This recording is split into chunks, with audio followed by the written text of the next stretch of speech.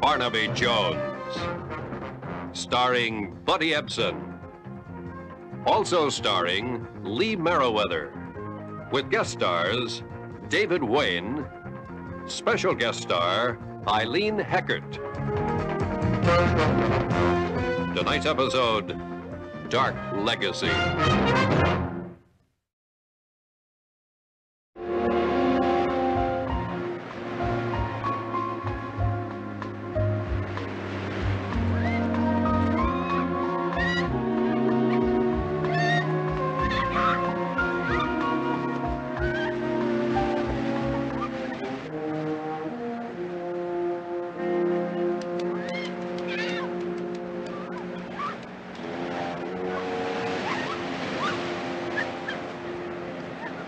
I got you. No, don't. All right. No, Yeah. no, Take it back. I'm not taking Take it it back.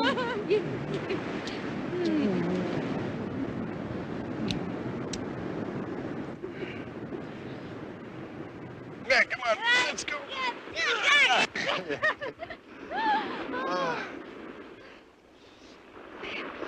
Hey, wait a minute. Wait a minute. I forgot my tobacco. Oh, one of the great tragedies of the decade. Hey, you catch anything? Well, oh, wow, look at this. Oh! Hey, you're really going. Yeah, you look. Oh, There he is. Hey, oh. Get it. Yeah. Get me. Oh. Ow. Oh, Ow. here. Oh, here. Use the handkerchief to stop bleeding. Here. Thank you. Oh, thank you. Thank you. Maybe these nice people will take our picture. People at home won't believe this without a picture. Maybe they would if you wouldn't tell so many fish stories. Here, I'll show you how to. Is your finger all right now? Yeah, I guess so. Now, you just look right through here. You'll see these lines. That frames the picture. And then you press on that. Just sort of wrap your fingers around the camera. That's right. Yeah. Okay. There we go. All right. Oh, Let's get beautiful. it. Beautiful. Hold it Now, still. wait a minute. Right? All right, hold it. Okay, Smile. smile. Cheese. Good. Get it. It's Get it.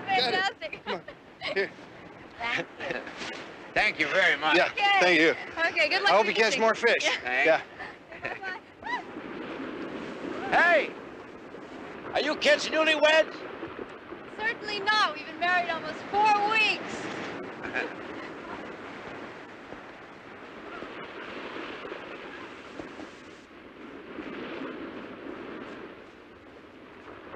Oh, wait a minute. Oh, no. I must have left my pipe back there somewhere. Hey, look, why don't you go in the house and build us up a couple of warmer uppers, and I'll come right up. I'll see if I can find it, okay? Oh, boy. The honeymoon's over, huh? Yeah, I'll tell you when the honeymoon's over.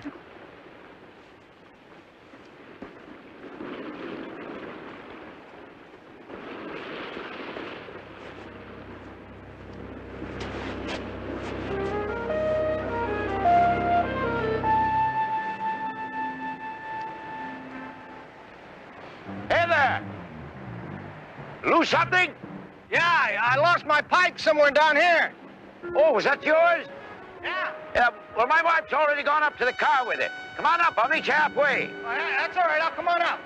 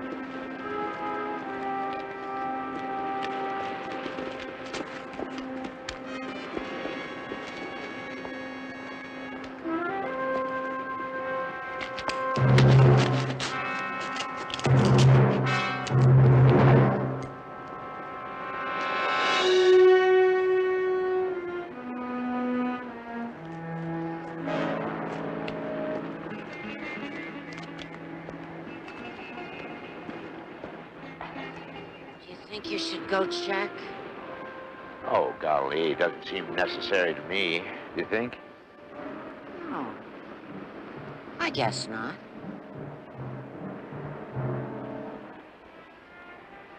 Get any more sandwiches in there? I'm starved. A ham and cheese. I saved it just for you. That's my age.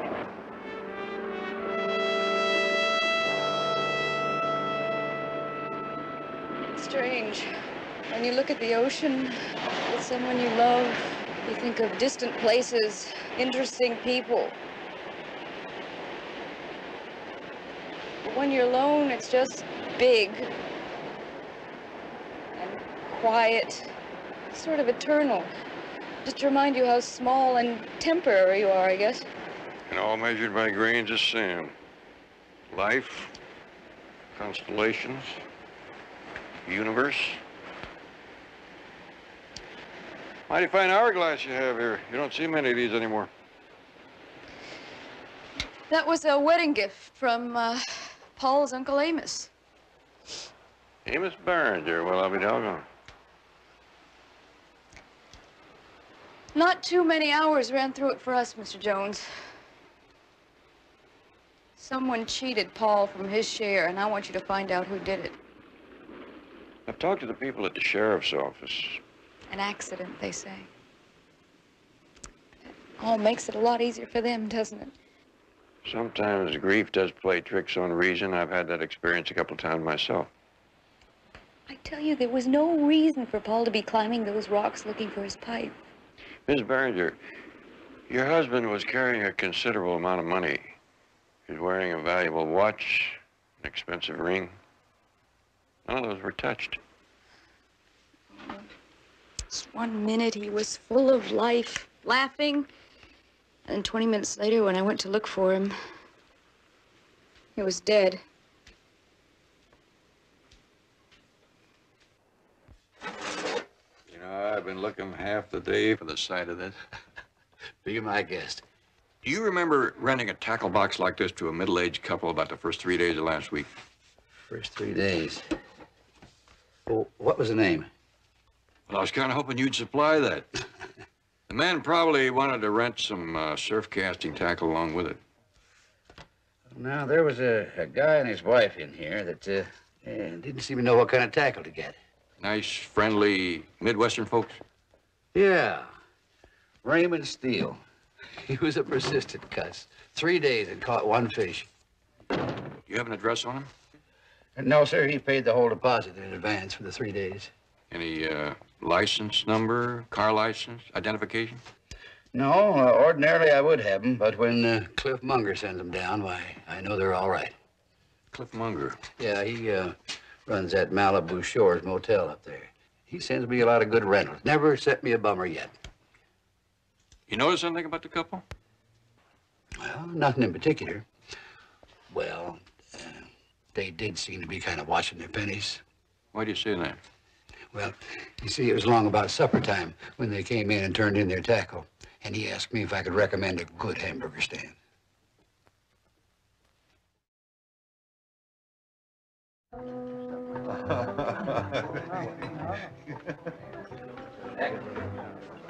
Oh, Ma. I'll have a tuna fish salad sandwich. Now, don't do that, hon. You know I don't like you to do that. Well, Now, we planned this trip. Let's enjoy. Splurge. I'm going to. You're the only one I trust to design, just like the layout you did up near Monterey. I told you, if you want an architect who does carbon copies, I'm really not interested. Mulholland Drive isn't Monterey. Okay. Okay, free hand. Surprise me. Well, you made a zoning variance up there for condominiums, number 1. Leave that to me. At least drive up and take a look at the site, huh? What side of Neeson Road are you talking about? West, that whole triangle in there between Neeson Road and Mulholland that overlooks the valley. Okay. I'll take a look at it tomorrow afternoon, but I'm still not promising I can do it. All right?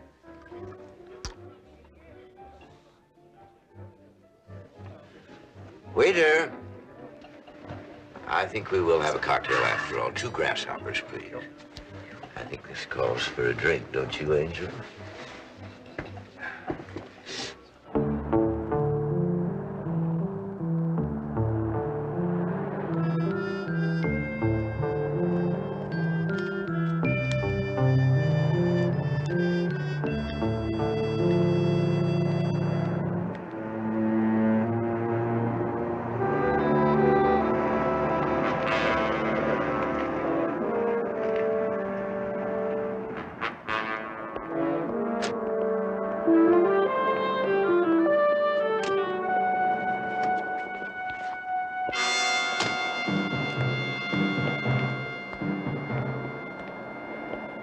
Mr. Miss Steele? Hi. Hi. How's the fishing? Well, if you're willing to settle for 3 days of fresh air and one fish, fishing's fine. Well, surf casting a little iffy this time of the year. Can't quite place you. Did we run into you down there? I think you said hello to some friends of mine a couple times out on the beach. Who would that be, Angel? Did we meet anybody? Only the newlyweds, remember? Oh, nice couple, nice young couple, yeah. Yeah, I want to ask you about that. My name's Barnaby Jones. I'm a private investigator. Oh, my. Were they doing something wrong? No, the young man, Paul Barringer, was killed in the fall from the rocks down there. I think it was shortly after you talked to him. I thought you might have seen something. What did I tell you, Angel? That was him we read about in the newspaper. You said that was his picture, and I didn't think it looked like him at all. Oh, that's a shame. That's a real shame. I take it that you didn't see how it might have happened. Golly, no. Well, just a chance. Guess I gotta keep on fishing. Say, that's interesting. The way you found us, I mean, how you private investigators work. Well, just took a little shoe leather and tracking down a yellow rented tackle box. Tackle box, what do you know? That's interesting. Well, thank you.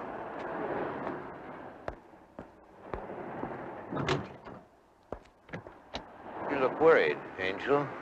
I'm a little depressed. Now, you just cheer up. Nothing's changed. We may have to just speed things up a little, that's all. You're homesick, aren't you, right? Maybe. I guess you're right, but that Mr. Jones does worry me. There's nothing we can't handle, Angel. Nothing at all.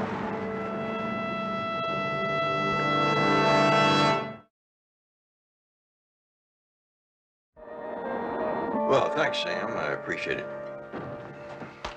So how is Paul Barringer's business life? Well, it seems it doesn't hurt a young man's career in a brokerage office if his #1 client is also his great-uncle, Amos Barringer. Amos Barringer? I didn't know he was still around. Well, he is, and apparently doing well. Now, Betty, don't depend on me for all your news today because I'm kind of shy of it. All right, well, how about this? I checked with both of the daily newspapers, and neither of them ran a picture of Paul Barringer at the time of the accident. Well, Betty, Mrs. Steele mentioned a picture. Why don't you check the neighborhood papers? Maybe that's where they saw it. All righty, I'll do that. Barnaby, it seems that Marilyn Barringer and I share the same hairdresser. Hairdressers, barbers, bartenders. You want information? They're better in the library. Mine is, anyway. I found out that Marilyn went around with Frank Halliday before she ever married Paul. Oh? Well, they weren't engaged, but then Frank went away to Venezuela on a hotel project for a year. That fits. Frank has made a name for himself as an architect. By the time he got back, she had already married Paul Barringer. What does mean? Betty, ever see a coon dog work? Not in recent weeks, no. Well, they go, up every tree in the woods until they find the right one.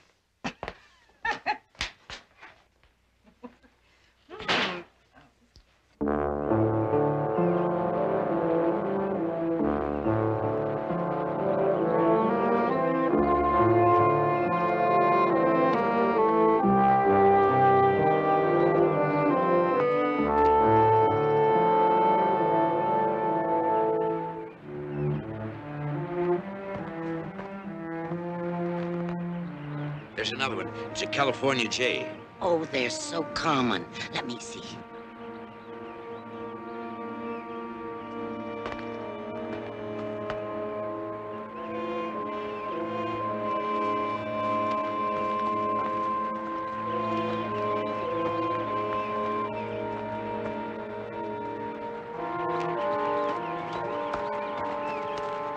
Hi there. Afternoon. You're not planning on building anything here, are you? Could be.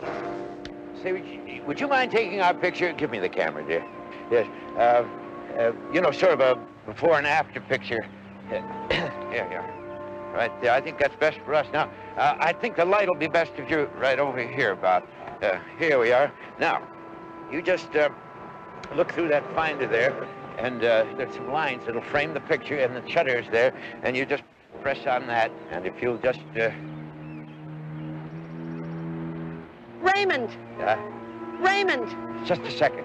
No! No! Right now! Right this minute! Come quick! Oh, that is the first one ever!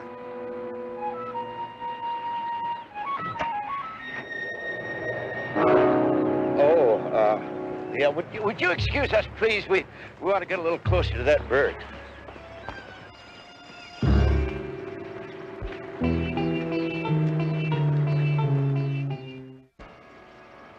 Well, so here's where you are.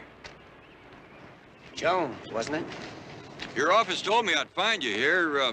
What are you going to do, turn this location into something big? Haven't decided. You're a little further ahead in your work than I am. How's that? Well, you're not out here on a nature hike. I've already met the nature hikers. Now, the only possible thing that would bring you out here would be Marilyn Fraser. I think her married name is Barringer. Or was that a Freudian slip?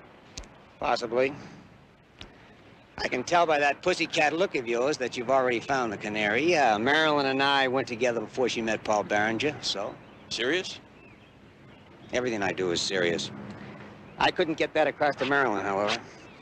Yeah, I suppose it was pretty disappointing to come back from Venezuela and find out she'd married someone else. Mr. Jones, show me a good loser, and I'll show you a loser. I'll remember that.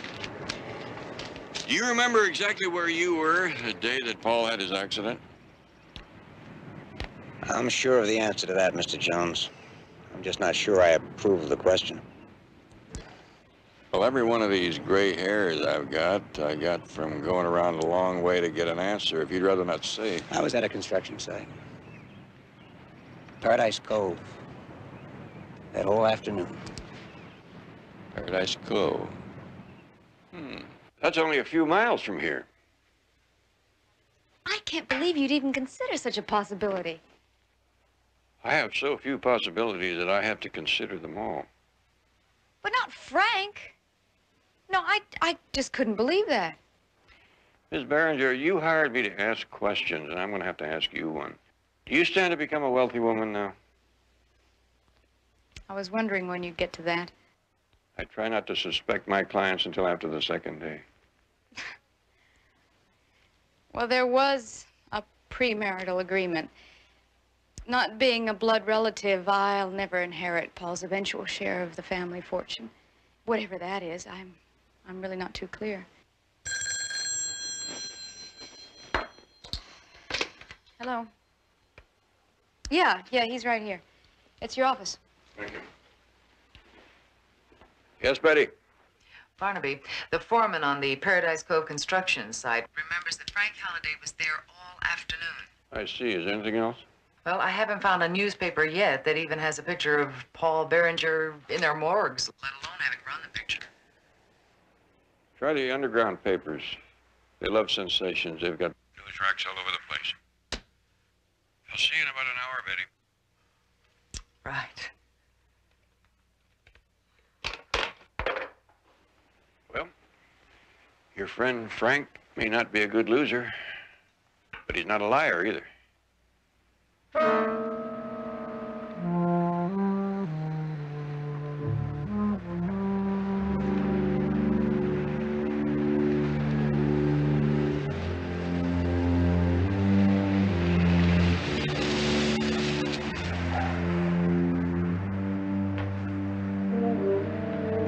Hey! Well, are you reporting late or starting early? I got a call. I have to check the ductwork on the 21st floor. Do you believe that? I might even have to change it before they close up tomorrow anyway. Old man Whitman's gonna blow a fuse. He's been out here every day. Like he's expecting you to be laying carpet already.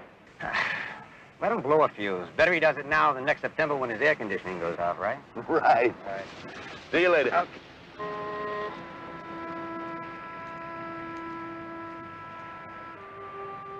I don't think we'll ever have a better chance. I trust your judgment. Whatever you say.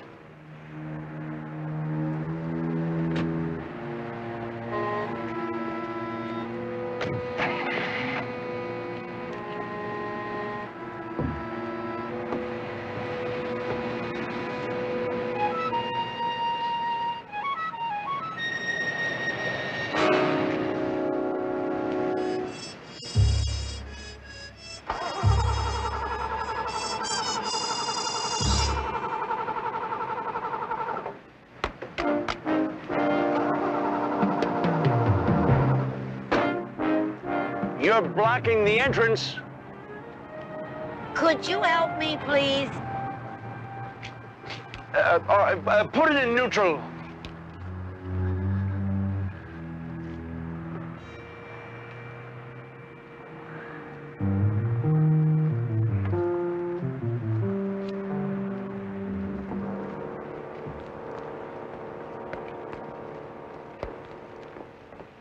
I opened my bag to get an address, and when I came back, the car just wouldn't start. Well, it sounds to me like you flooded it. Tell you, unlatch the hood and let me take a look. Oh, would you please?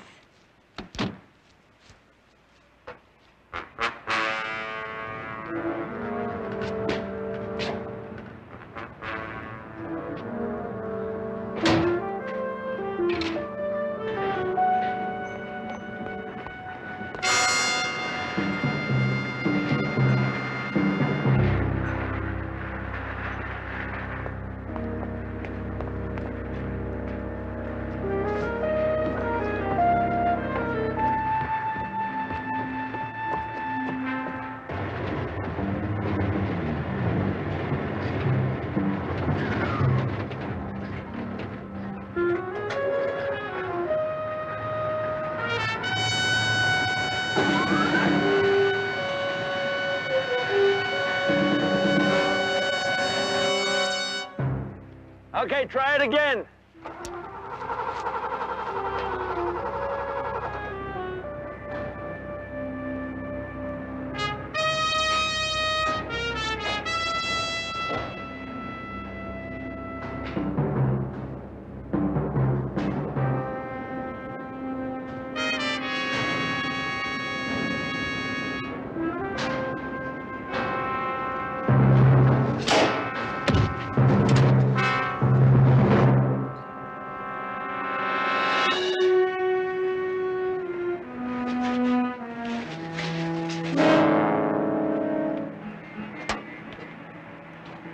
Lady, you blackened my light. Oh.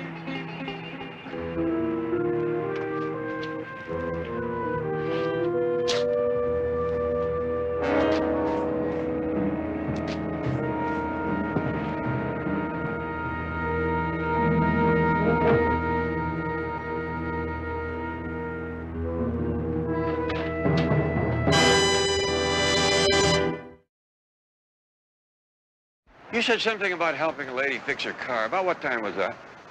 About 10:30, 11 o'clock. Just after Mr. Halliday drove in. What was the matter with the car?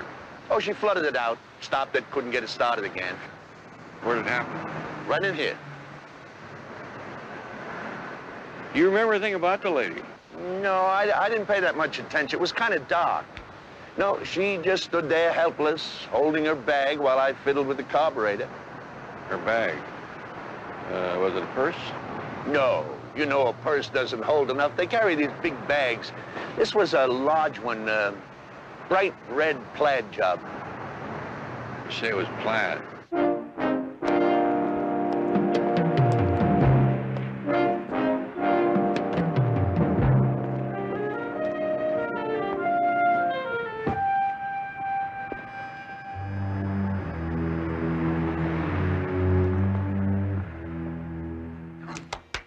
Checked out. We don't want to be charged for another day. I can't find it. What is My it? handkerchief, I can't find it. Well, look around. Must be someplace. Oh, no. What's the matter? That girl. I gave it to her when she cut her finger on the fish hook, remember? You sure? Oh, yes, I wasn't thinking. Well, what can we do? She probably doesn't even know what it is. We'll just have to forget it. We can't forget it. It's an heirloom Irish linen with the Barringer bee and crest on it. And sooner or later, somebody's going to ask her where she got it, and she's going to remember. So they'll think she's mistaken. Oh, Raymond. We'd never sleep a wink the rest of our lives. I'd wake up at night, and I'd wonder if somebody didn't ask her, where did you get that? Raymond, I'd have nightmares for the rest of my life. You do no such thing. We'll go out there before we go to the airport, and we'll get it back. Suppose she already knows. No. It's all settled. I'm not going to let a little thing like a handkerchief ruin your entire trip. Let's go.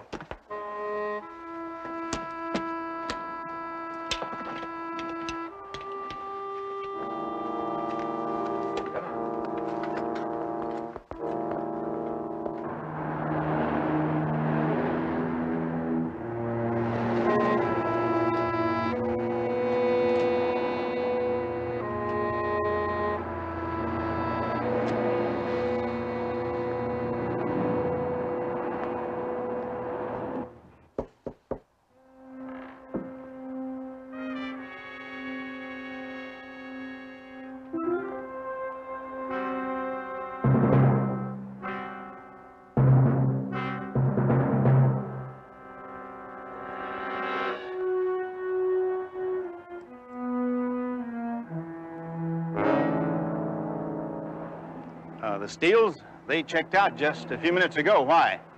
Well, it's very important I get in touch with them. Did they say where they were going? No. He was asking about fishing spots up the coast. I told him I'd head south if I was fishing this time of the year. That's about all the help I can give you, Mr. Barnaby Jones. I'm a private investigator. They may have some information that's very important to me. Do you have a home address or a license number?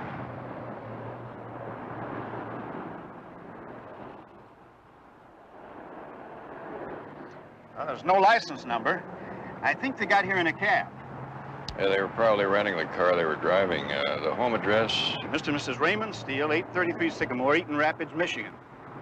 You know, I believe he called her Virginia. Barnaby Jones' office, may I help you? Barnaby, I have not been able to find one newspaper that printed a picture of Paul Berenger anywhere. I think it's a wild goose chase, Betty, without a goose. The picture I'm getting is that there just isn't any picture at all. Well, you think the Steels aren't for real? 833 Sycamore?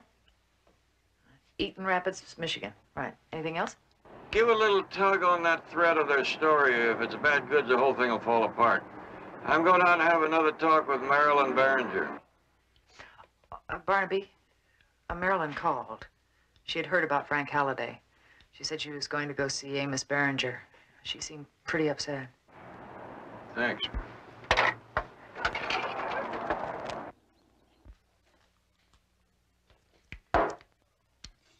Another thing, get rid of that uniform.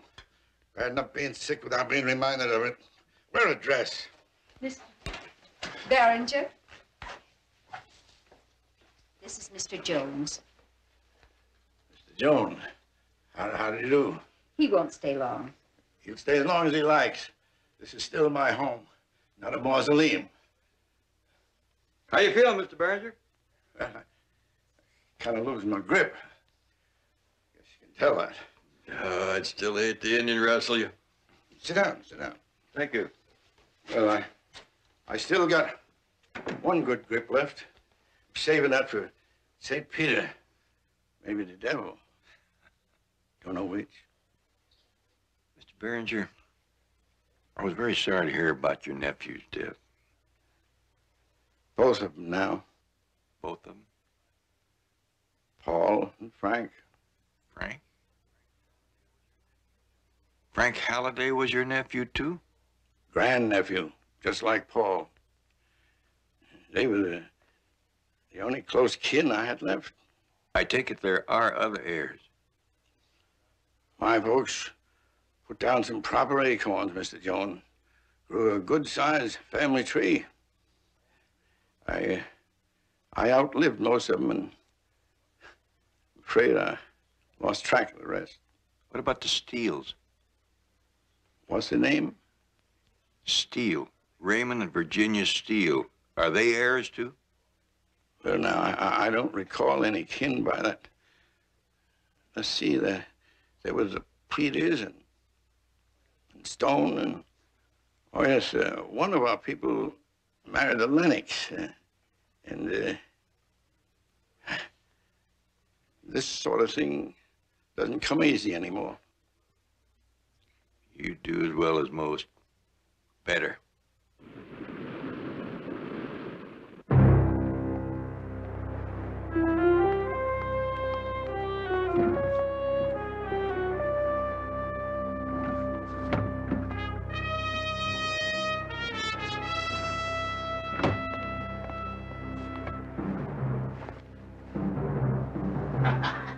Angel. Here it is.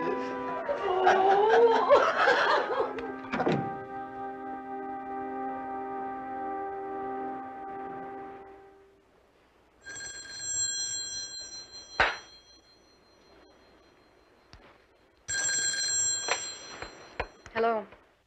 Marilyn? You don't sound very well. They said you went to a doctor. Anything wrong? No, nothing's wrong, Mr. Jones. I'm just suffering from that common malady that often strikes old-fashioned brides. I'm going to have a baby. Well, congratulations. That's wonderful. Well, I don't mean to sound unhappy about it. I guess it's just sinking in. Yeah. Well, no, I haven't seen them since that day. I don't want to alarm a new mother-to-be, but just to be on the safe side, why don't you stay there? Yeah. Play it safe. It's just possible that that nice couple may be behind this whole thing. Okay, I will. Goodbye.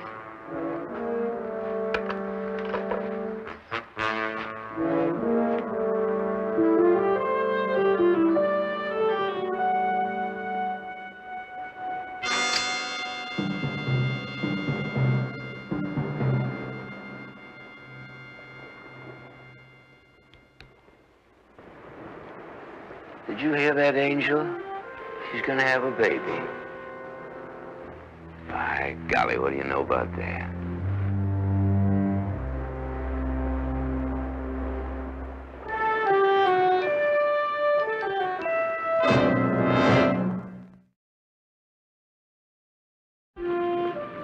We're sorry, Marilyn, but it's not our fault that you're going to have a baby. We just can't have that. You know, it was fate that brought us back here for that handkerchief. Fate is on our side, Angel. I told you. Please, just leave. I won't say anything. Oh, I don't think we can trust fate that far, little lady. It's your own fault, my dear. You're crazy. Both of you. You're just crazy. Now, I just don't think I'd say that. Now, Angel, don't get yourself all upset. Turned out like a stranger just because I married Raymond. Now, there's no need to go into all that. We're allowing old Amos to make amends. Now, just forget it.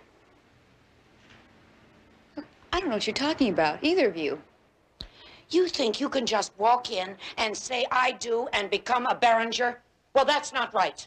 Raymond did his best, and never a dollar, not a single kind word did we ever get from Amos. Not once, ever. And when he was in bed and he couldn't work because his back hurt, why, he didn't even answer my letters. Now, you're getting yourself all worked up, and there's no need for it. Now, you deserve the best, and you're going to get it. I'm working all this out for you. Wait, you can't just kill me. Well, you're right about that. No, we can't allow any loose ends. You're going to have to kill yourself. And that's what the note's going to have to say.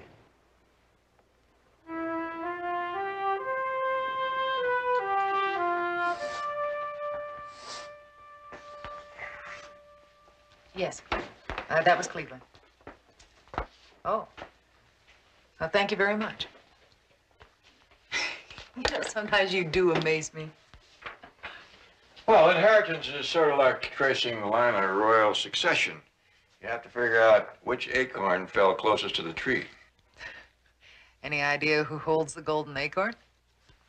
Mr. and Mrs. Raymond Lennox. Lennox. Residence, Lorain, Ohio. Wife's name Virginia, formerly Virginia Barringer. But they aren't at home. I called their newspaper. The Lennoxes discontinued delivery about 3 weeks ago, but they ordered it started again next week. What about the Steeles? You get any word from the airline? Mr. and Mrs. Steele were booked on a flight to Cleveland this morning, but they were a no-show. You know, and I couldn't locate their Eaton Rabbit's address. Could be a phony. Just as phony as a picture in the paper that Virginia Steele said she saw. When I went up to see Frank Halliday, he mentioned that he had met the nature hikers. The guard said the woman with a flooded car was carrying a plaid tote bag. Betty, unless I am greatly mistaken, we are looking at a blueprint for murder. What? Eliminate Paul Barringer. Eliminate Frank Halliday, and what do you got left? Virginia Barringer Lennox. All they have to do is go home, wait, and they will inherit the bulk of the Barringer fortune. And they know that Amos Barringer hasn't got much time. Just one thing they didn't figure. Marilyn Barringer's baby.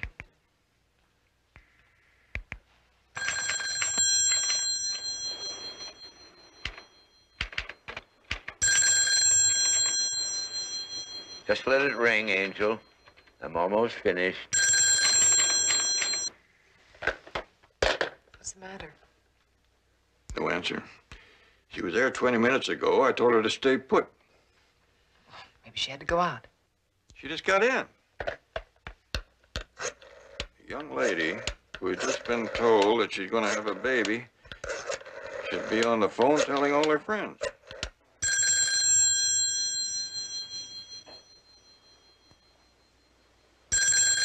This is going to be very convincing. Two sounds that really irritate me. One is a busy signal, the other is not. Betty, keep trying. If you get her on the phone, tell her I'm on the way out.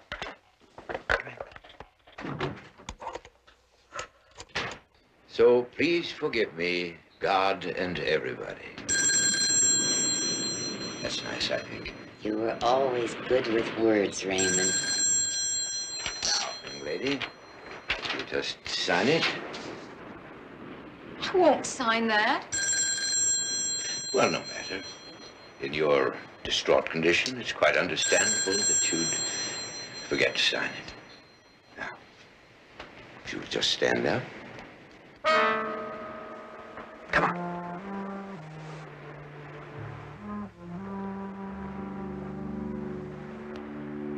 Come on.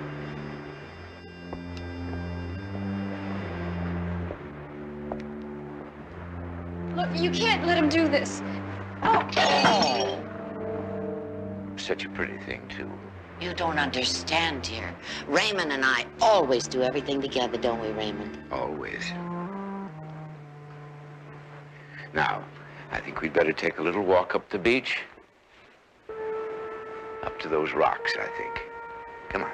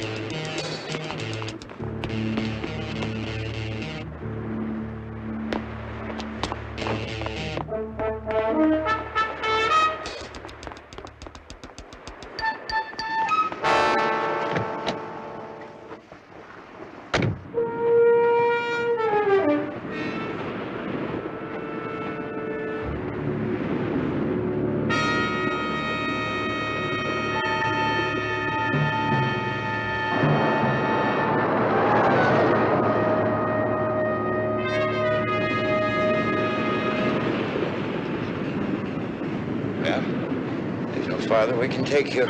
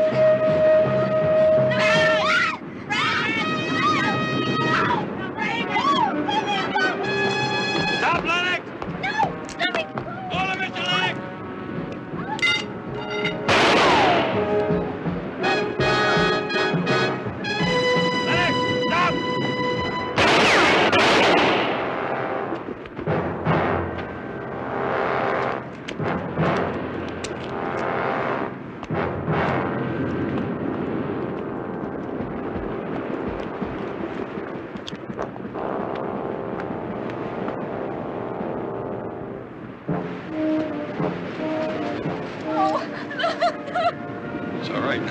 It's all right.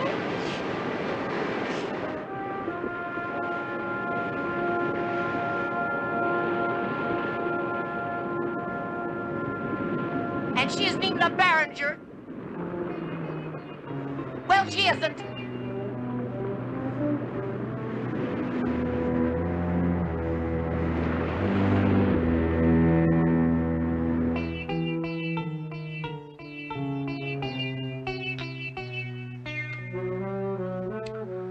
Very nice. Very nice indeed. I bet you feel a lot more fetching in that than you did in that starchy old white thing, eh? That's wonderful. Just wonderful. You know, this old barn used to be a regular menagerie of kids. So quiet in here now, you can hear a pin drop. Liked it better when it was a zoo. Well, one thing, the doctors won't have to worry about me for the next 9 months. 8? Give or take. No, sir. I'm going to stay around and welcome my nephew. My great-grandnephew. And what if it's a niece? Well, I don't know. What about that, Barnaby? Well, I've been an uncle a few times, and nephews are nice. But, I don't know, when you get them all prettied up, nieces are nicer. I'll drink to that.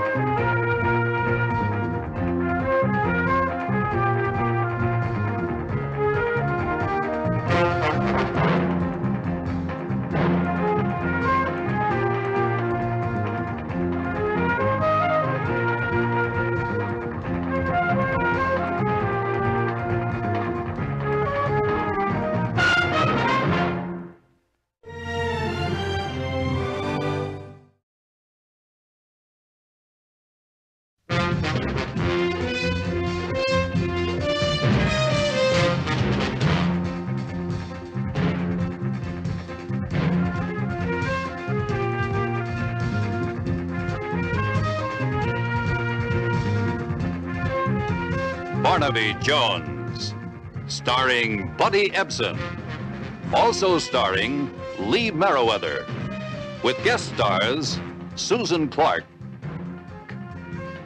Roger Perry, Lyndon Childs, special guest star John Vernon.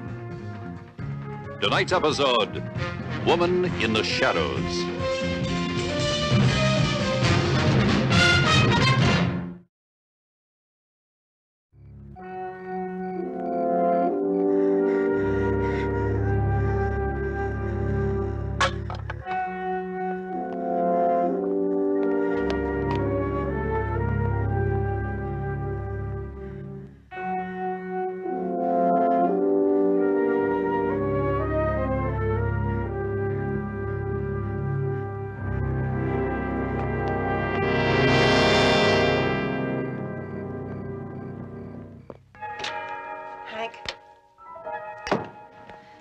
Hank?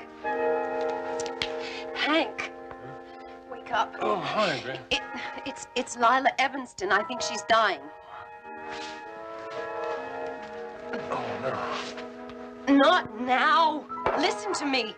I think she's dying. All right. Hurry. Start epinephrine.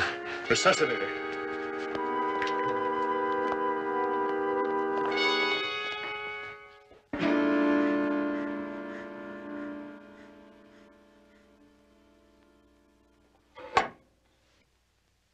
Hank. Hank. You did the best you could. I killed her. Anaphylactic shock.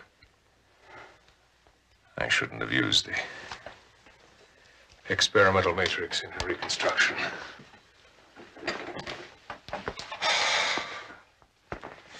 She couldn't handle it. No one will blame you. Now her husband will. And with his kind of money, he can make it stick. The insurance company will handle it. Again? It's taken me 2 years to come back from the last malpractice suit.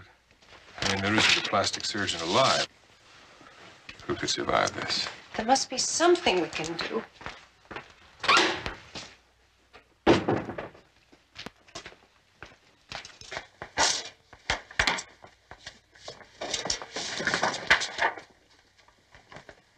Maybe there is. Lila Evanston herself saw the strong resemblance. Oh, no. Hank, it would never work. The bone structure wouldn't have to be changed at all. Just tissue alterations. Any discrepancy would be covered by the accident. No, I won't do it. The voice, my hair. Voice is easy. All we'd have to say is Lila Evanston had a laryngeal node removed. And the hair we can fix later. No. No, please.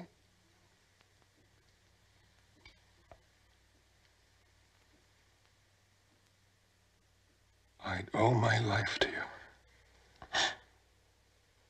If you love me. If you really love me.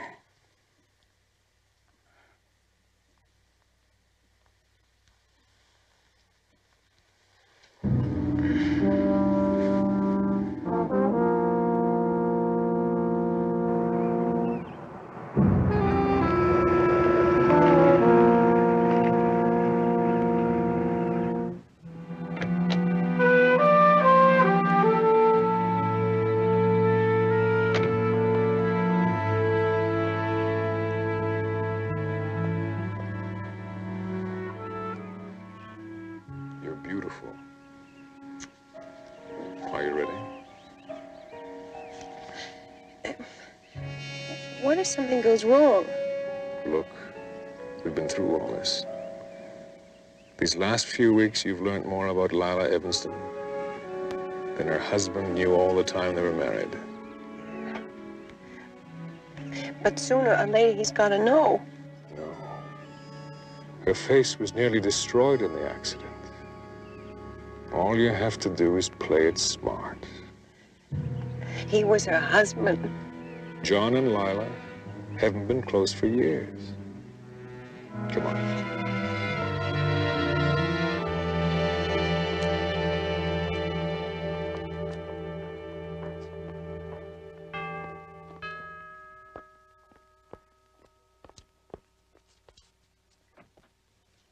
Dr. Danvers, Mrs. Evans, I have your rooms all ready for you. Thank you, Dodie. How's your son? Is he still in St. Louis? Yes, Mrs. Evanston, and doing quite well. It's good to have you back. It's nice to be home. Take good care of our patient, Dodie. It's going to take a little while. Yes, sir. You can depend on me.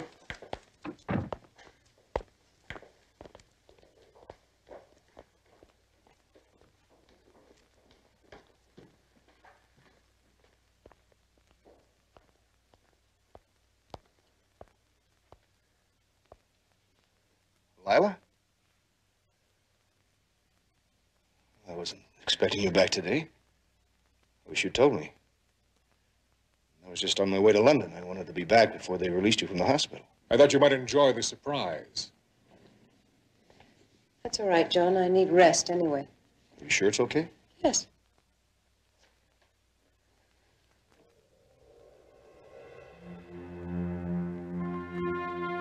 It's the first time I've seen your face without bandages.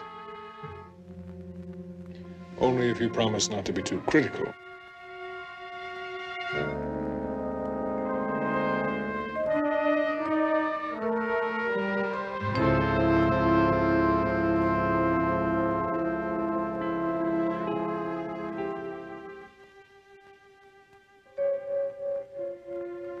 You're a magician, Hank. You've really outdone yourself this time. Wait till you see the bill. How's the arm? It's getting along nicely, and I'm glad you're home, Lila. It's nice to be home. Well, my plane. Goodbye. Bye. Goodbye.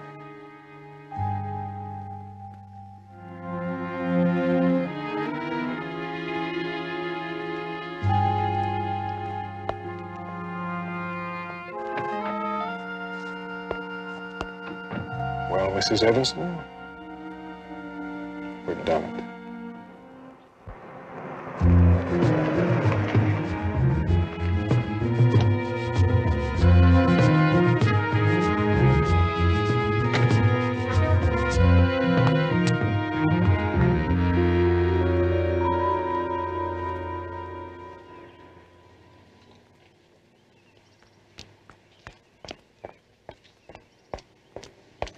Mrs. Evanston, the doctor said you were to stay out of the sun. Oh, yeah.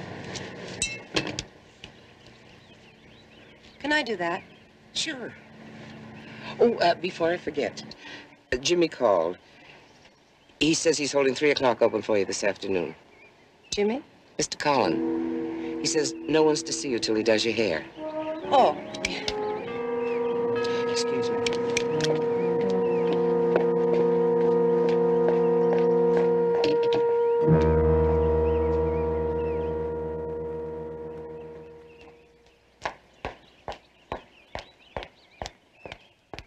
It's the gentleman from your insurance company. He said it was important. I told him you weren't seeing visitors. That's all right, Dodie. Good morning. Mrs. Evanston, I'm Barnaby Jones. I'm a private investigator retained by California Meridian Insurance to look into your accident. Oh. Well, that was over 3 months ago. I supposed all that had been taken care of. Well, at the suggestion of your doctor, we didn't bother you for a little while, but since your chauffeur was killed and the gentleman driving the other car was killed, we didn't have much to go on. I'm afraid I'm not going to be much help. You see, I have no memory of that accident. Then you don't know how fast your chauffeur was driving. Sorry, it's a total blank. But your chauffeur was driving. That's true, isn't it? Well, he would have to be. You see, I don't drive. I don't even have a license. You did say you were working for my insurance company. You see, the family of the gentleman who was driving the other car, the one who was killed, is suing for $1 million, and we'd sort of like to know all the facts. I'm sorry. I don't remember anything. Lila, what are you doing out here?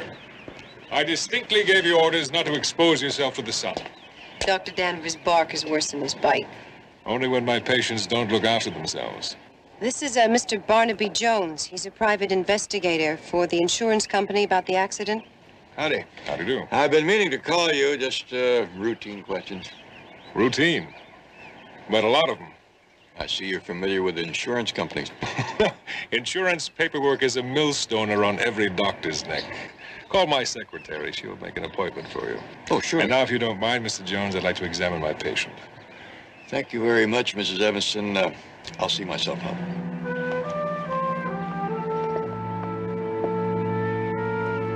Bye.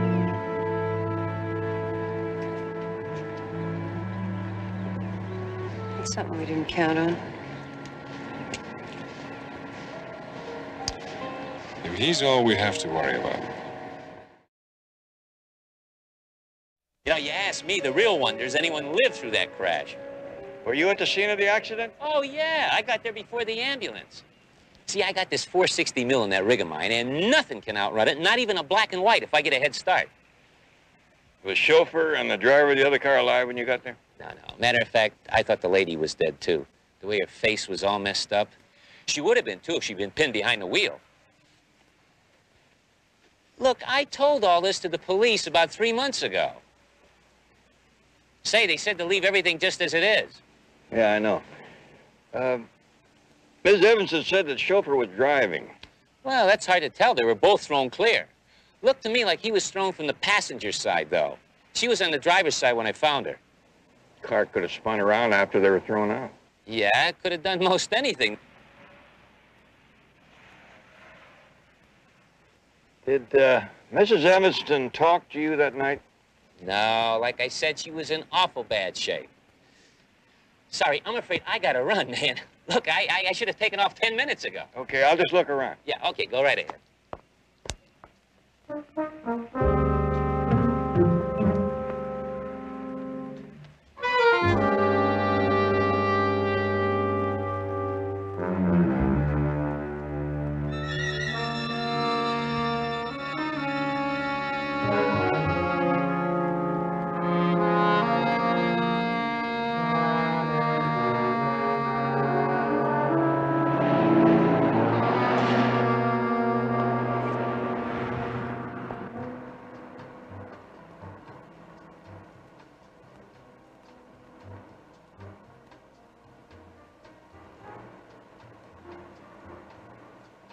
Mrs. Evanston, how nice you look. You don't know how happy we are to have you back. Thank you, Rita. Mr. Collin is tied up right now, but he gave specific instructions that I was to take you directly back to his private studio.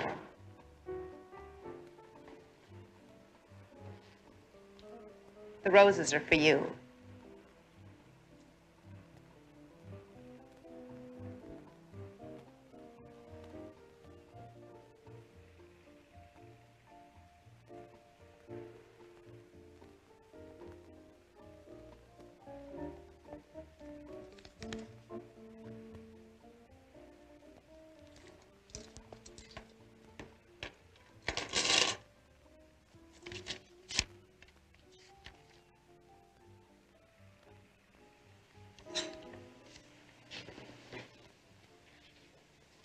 I mean that, you know.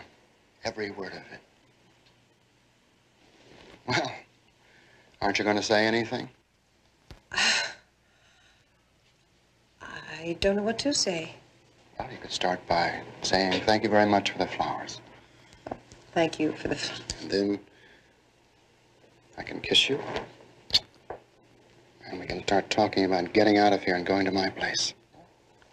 Not today. What? Lila, the hospital can't possibly have changed you that much. This is your Jimmy boy.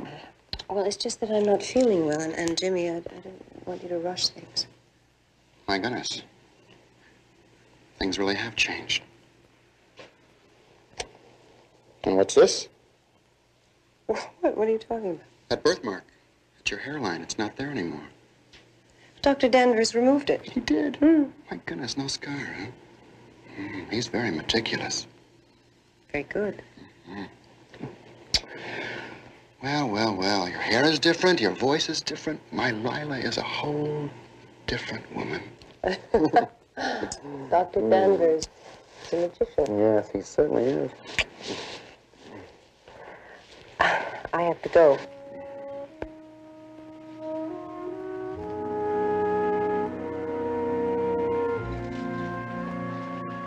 Yes, maybe you better.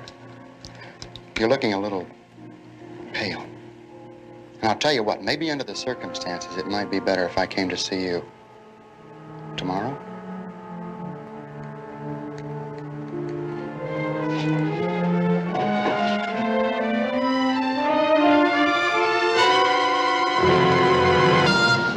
Mighty thin file. Is this all there was on the Evanston accident? Well, it's just an accident case, Barnaby. We need our file space for murder and mayhem. That'll be a lot thicker before I get through. According to the autopsy report, They found no blood alcohol in the chauffeur or the driver of the other car. Did they run a test on Mrs. Evanston? No, it's not routine procedure to run a test on the passenger. If she was a passenger. Didn't think she drove. Well, she doesn't have a license, but that doesn't prove she wasn't behind the wheel of the car. According to the diagram, there were no skid marks, no spin, but it looks for all the world like she may have come out of the car on the driver's side. Yeah, well, high-speed impact does some funny things. Or alcohol. Our company's going to have a lot better evidence on this to defend Mrs. Evanston in a civil suit. Well, what does she say? Well, that's just a thing. She claims she doesn't remember. I wish I could find just one person who would definitely testify that she was not behind the wheel of that limousine. Jones Deli and Catering. With fast and friendly service, we deliver. Pilot down. Betty. Betty, were you able to track down that parking stub? Will you listen to the man? I float in here on the aroma of hot pastrami and cold potato salad. He wants to know about a ticket stub. Excuse me. Yes, I did. You know, I tracked down 7 companies before I found the one that printed that stub. The one you found in the limousine? Yeah. Came from a place called the Blue Heron. At the beach? Yeah. I'll take a run out there. But you haven't had a bite of lunch. Well, you know how it is. One bite beats to another. You like hot pastrami, don't you, Lieutenant? That's the fruits of being self-employed. Now, the police department gives you a full half hour for lunch, whether you need it or not. Oh, Brutus! Sit. Come on, Brutus. Hello, how are you, huh? Never thought I'd see the day when you and Brutus would become friends. You're back early. Yes, I should have phoned you from the airport. I know how you hate surprises. Not at all. How did things go in London? Negotiations ended early, so I came back here to coordinate the efforts. It all sounds very hectic. Truth is, it wasn't hectic at all. I left before negotiations started. Why? Because I thought I saw something. Something in your face when you came home. Just want to make sure it wasn't my imagination. I thought you were pleased with the results of the operation. I am. It's not that. But looking at you now, I realize that I've been guilty of too many trips like this one. Unnecessary trips to unnecessary places. You know what I mean. No, I'm afraid I don't, not unless you tell me. Well, I've never been very good at talking to you. Strange it should seem different now. Come on, John. I don't think I've changed that much. I had a lot of chance to think on that plane. For the last 7 years, we've done our best to make each other miserable. Was I really that awful? Let me finish this, otherwise it will never be said. Dr. Danvers told me that the node removal would alter your voice, a slight change in your appearance, maybe even your personality. I want you to know, Lila, I welcome those changes.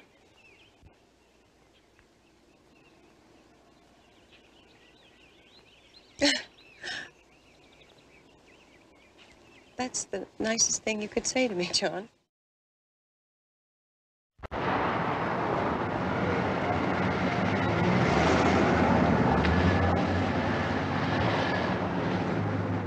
Look, mister, the kind of place that I run here, it wouldn't pay if the word got out that I talked out of turn. You know what I mean? Good. Hey, thank you. A fella brings a secretary in for a little drink, a little employer-employee relationship. It's really none of my business. Ever seen this woman?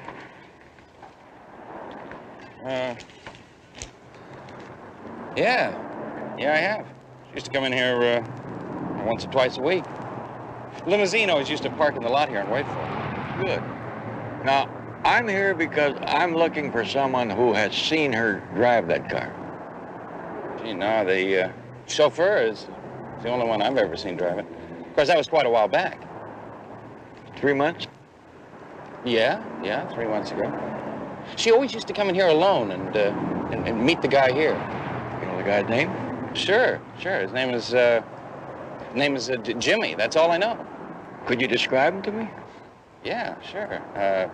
Medium height, good-looking guy, dark.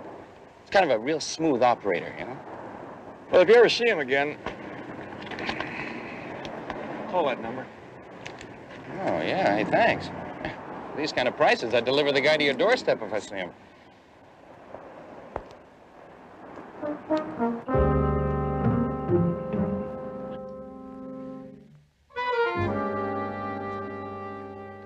Just amazing. What is it? Your hair really has changed. However, feeling that I can do a lot more with this. Why don't you say exactly what you mean? Look, darling, you can play games with your husband if you want to, but I know you're not Lila Evanston. I've known ever since the first time I touched your hair. You forget that I knew Lila a lot better than anyone else. I wouldn't like you to know that I admire what you've done. What do you want? Lila was crazy about me. She used to give me things all the time. Clothes, car, really nice things. She had wonderful taste. You'd like to keep on getting nice things. Mm-hmm. Only what's fair, though. I mean, you are getting yours. I don't see any reason why I shouldn't get mine. Actually, I've had my eye on a little shop in San Francisco. How much? $50,000. I haven't got that kind of money. You can get it. I know you can. Look, it's just not as simple as that. I mean, the money you're asking for It's just money, right? Actually, you'd be contributing to the development of a great talent. One day I expect to have a shop in Las Vegas, Miami, Chicago. I think big, just like you.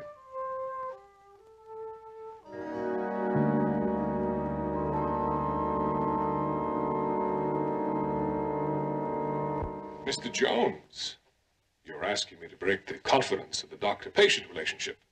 Doctor, your patient is facing a very serious lawsuit. From all the evidence I've been able to gather, she was driving the night of the accident. Well, that's nonsense.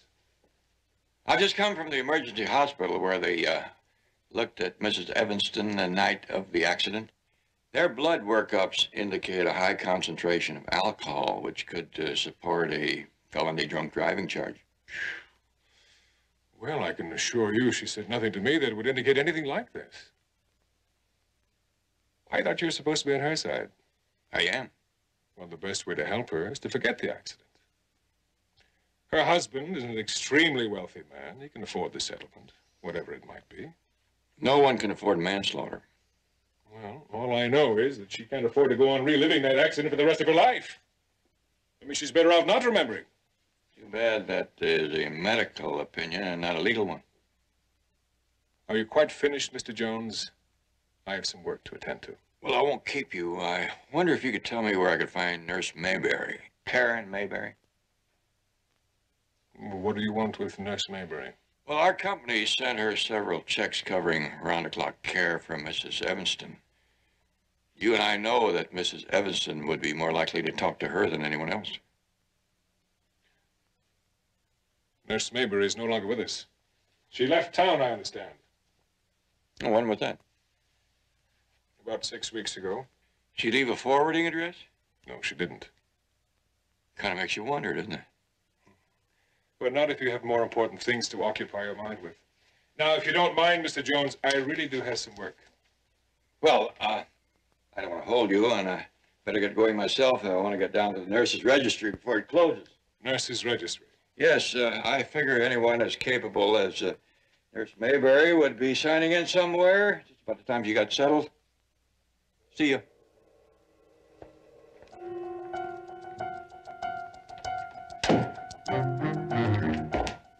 Dr. Danvers for you.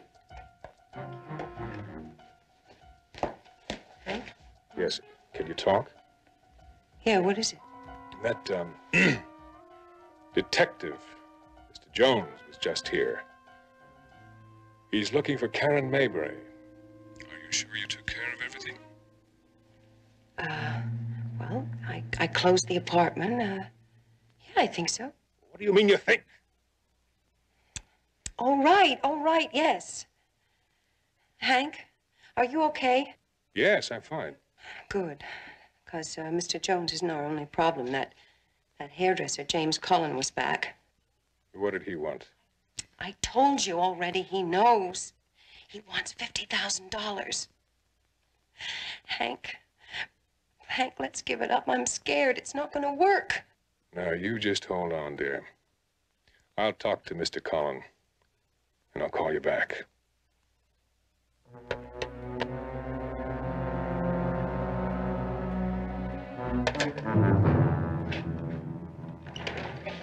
Good night.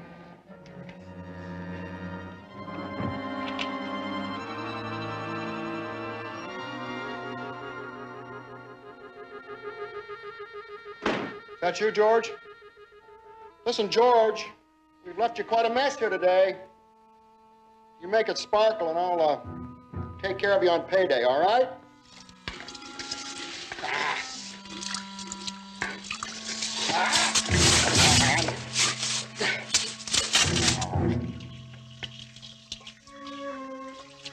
What do you want? We're closed.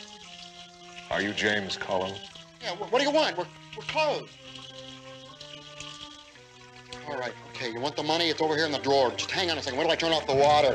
Here you are. I don't want your money.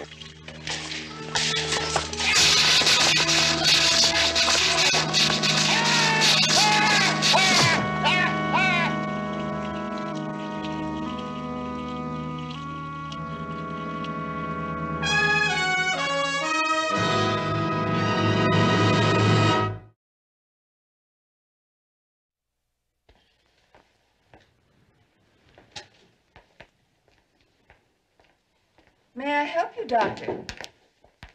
Yes, ma'am. Jones is the name. Is Dr. Danvers in today? No, he isn't. Is there something I can do? Yes, ma'am. I'm really looking for the nurse that Dr. Danvers used to go with. Oh, Miss Maybury. Yes, that's the one. I'm afraid you're a little late. She left some time ago.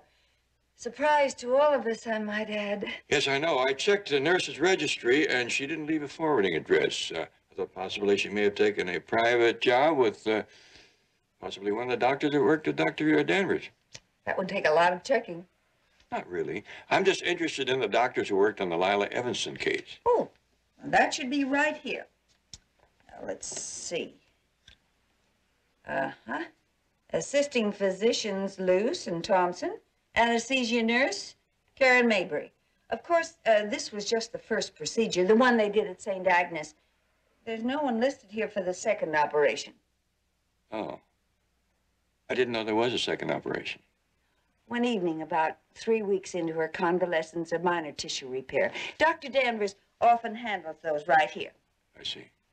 Oh, would you happen to have a personnel picture of Nurse Mayberry that I could borrow? Yes. Here it is. Oh, thank you very much. I'll get this right back to you. And do you happen to know the name of the neurosurgeon who took care of Mrs. Evanston's arm? I understand from emergency hospital report here that she suffered some damage to the radial nerve. Dr. William Fairmont. Yes, poor thing. She could hardly hold a glass in her left hand. They decided not to intervene. Oh, I thought they'd done a repair. Her hand looked just fine. I'm afraid not. The neurosurgeon decided to wait 6 to 9 months to see if the nerve would repair itself. Oh, I see. Well, thank you again. Oh, Dr. Jones, if you don't locate Miss Maybury, I've always wanted to work for someone with a charming bedside manner. Miss Dobbs, I assure you that when I need a nurse, you'll be the first one I call for.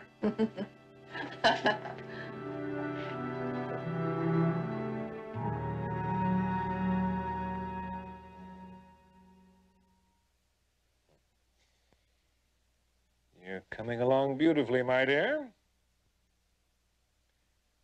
A nice piece of work, even if I do say so myself. James Collin?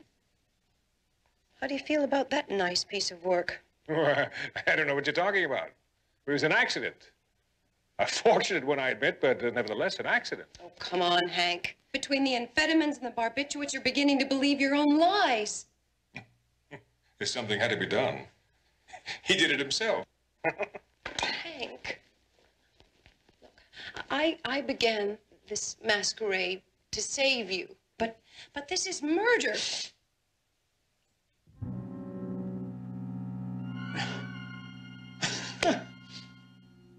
Look, in a little while, you'll get a quickie divorce. It'll all be over. I'm sure Evanston will lay quite a settlement on you. No. A divorce, okay, but I'm not going to take advantage of him. He's a nice man. I don't want to hurt him. That sounds a little ominous.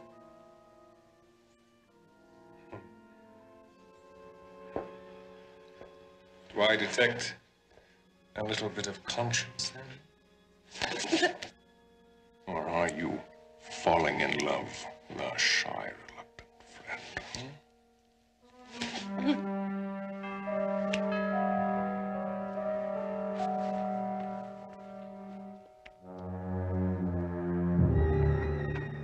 Mr. Jones, won't you come in? Thank you.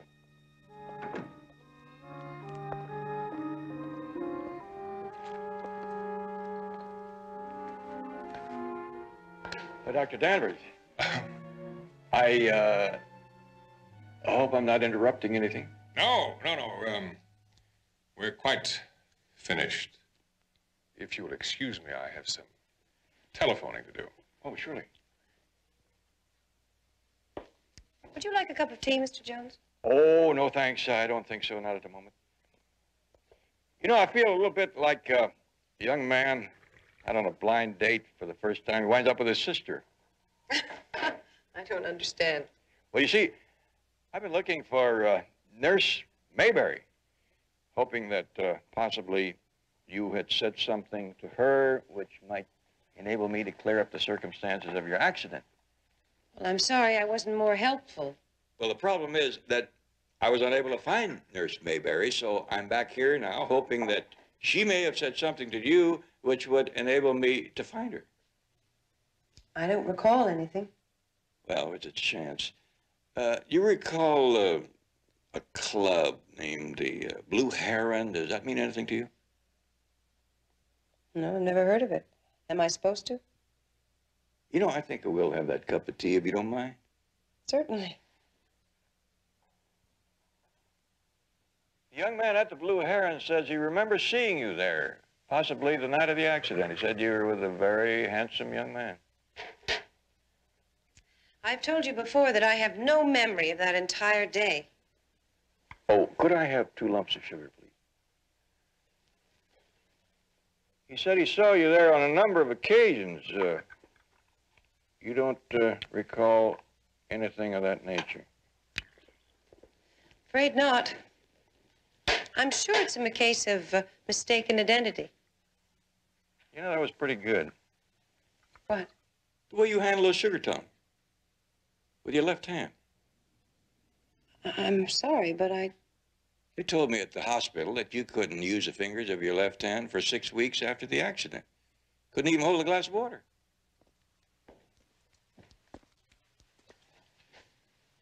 If you were a medical man, Mr. Jones, you'd know that spontaneous nerve regeneration is not unusual. Mrs. Evanston is very fortunate. Did you also take care of the laceration on her left forearm? I hardly noticed a scar. That's my line of work, too. Congratulations, Doctor. You've done your work well. Well, Mrs. Evanston, Dr. Danvers, good day. I know my way out. Good day.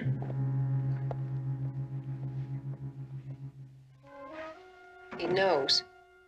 He knows, but he can't prove anything.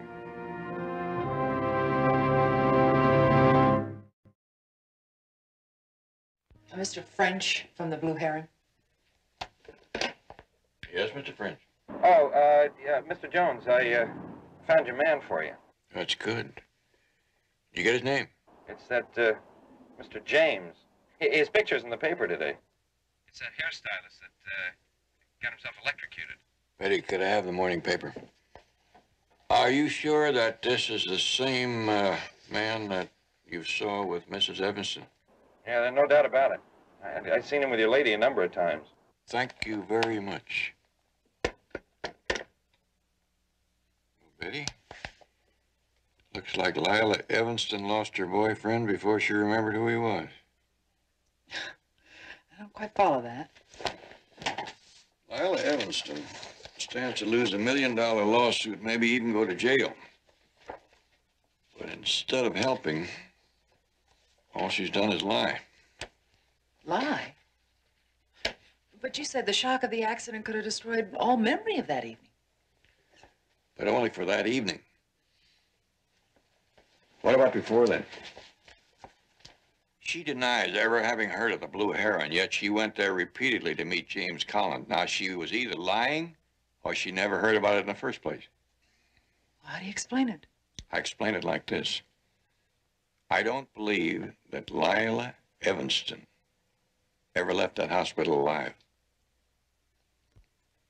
What? Look, I'll show you. Now, all of these pictures are the same head size. This is a newspaper picture of Lila before the accident. Now, look at the discrepancies when you measure it against the picture of Lila Evanston following the accident. Barnaby, you said yourself that the surgery was extensive. But there's one measurement that doesn't vary. That's the difference between the pupils. 2.5 millimeters. They just don't match. Well, could it be the enlargement you made? No, because I measured the size of the iris. You see, the measurements are exactly the same between these two. And that's the reason I could never find Nurse Mayberry. She was hiding behind the face of Lila Evanston. Refreshments.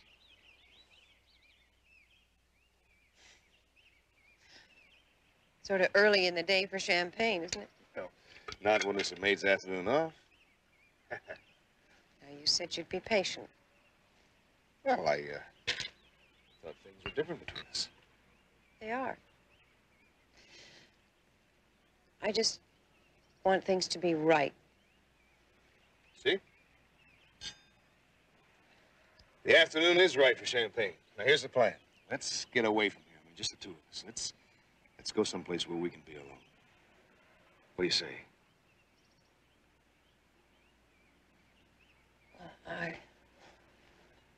I don't know. There's so many preparations. No, they're all taken care of. Look, I got the plane tickets right here. By tomorrow morning, we can be in the Hotel Copenhagen. In the same honeymoon suite. Please, Lila. Come with me. You really want me to go? More than anything I've ever wanted in my life.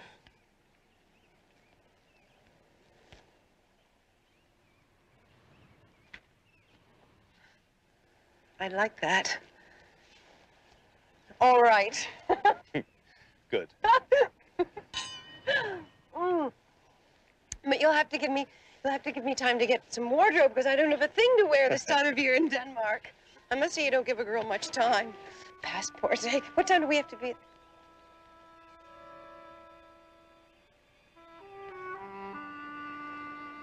What's the matter? The Hotel Copenhagen isn't in Denmark. It's in the Virgin Islands.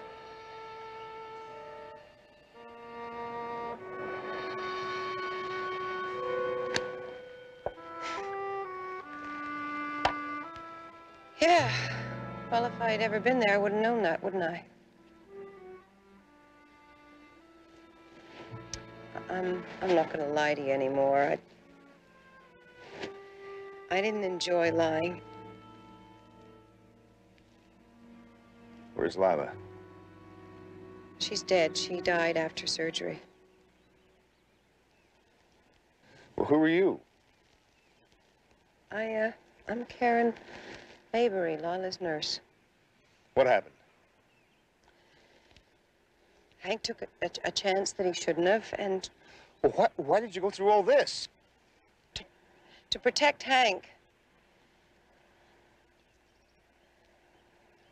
Because I thought I needed him, and... And you let me fall in love with you. Yep. It's the only part of this I didn't mind. Very touching.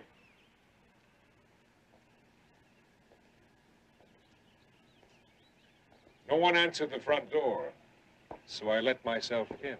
You're responsible for this. You said yourself it was a remarkable job. Tell that to the police. Oh, since you're so proud.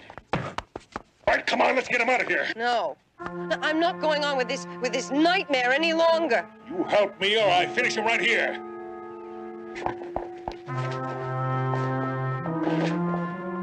Be careful.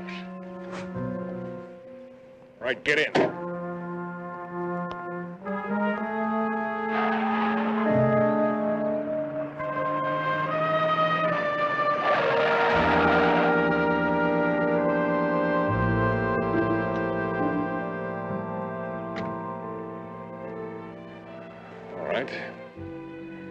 Just handle it cool.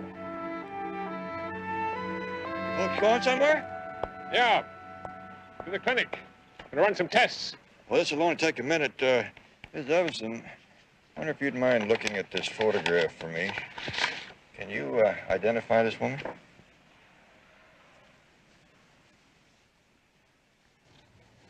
Yes, of course. It's Karen Mayberry. What is this? You didn't have to trouble Mrs. Evanson with that photograph? Well, as a matter of fact, I did. You see, a photograph picks up excellent fingerprints. And if my suspicions are correct, the prints will be the same as those of the lady in the picture. What are you talking about? Karen Mayberry. You see, Mrs. Evanson didn't have a fingerprint record, but Miss Mayberry did. She may be wearing Lila's face, but I'm betting that those are the fingertips of a nurse. Mr. Jones. I don't think we need to listen to any more nonsense.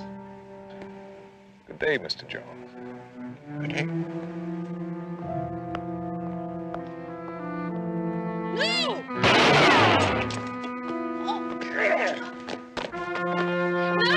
No! Hold it!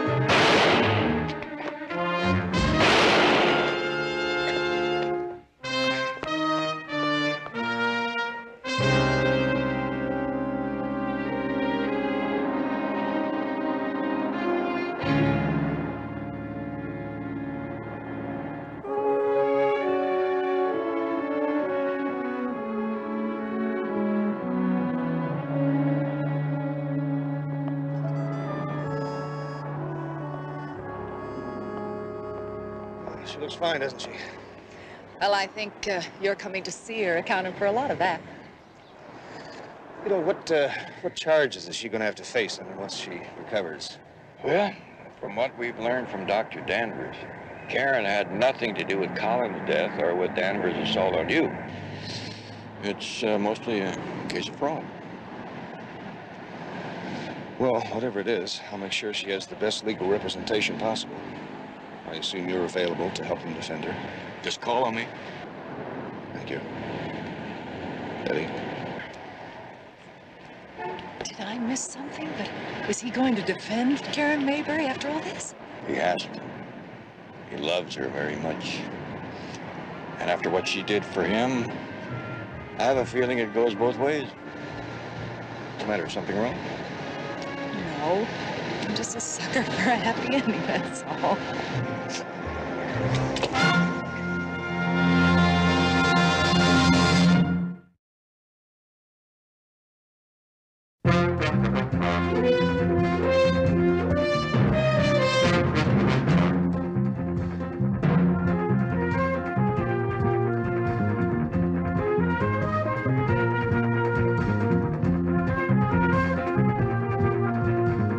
Barnaby Jones, starring Buddy Ebsen, also starring Lee Merriweather, with guest stars Bradford Dillman, Joel Fabiani,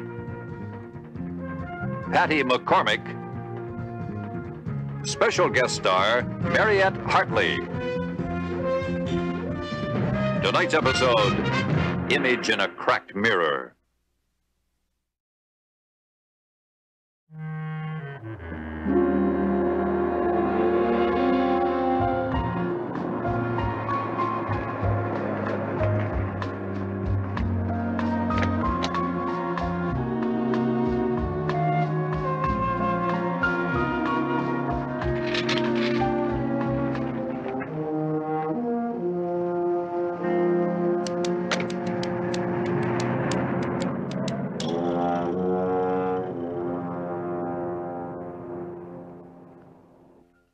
You know, if I didn't see it with my own eyes, I wouldn't believe it. You're calme dans la bouche d'un canon. Calm in the mouth of the cannon, to quote Napoleon. I'm sure he was talking about a battle, not a wedding. Yeah, he was. Waterloo. You know, if I didn't know any better, I'd swear you had a lot of practice at this. Oh, it's the first time around. Well, gotta be a first time for everything. You sure you can get along without me? I'll try, but I thank you for the encouraging words. That's what a best man is for.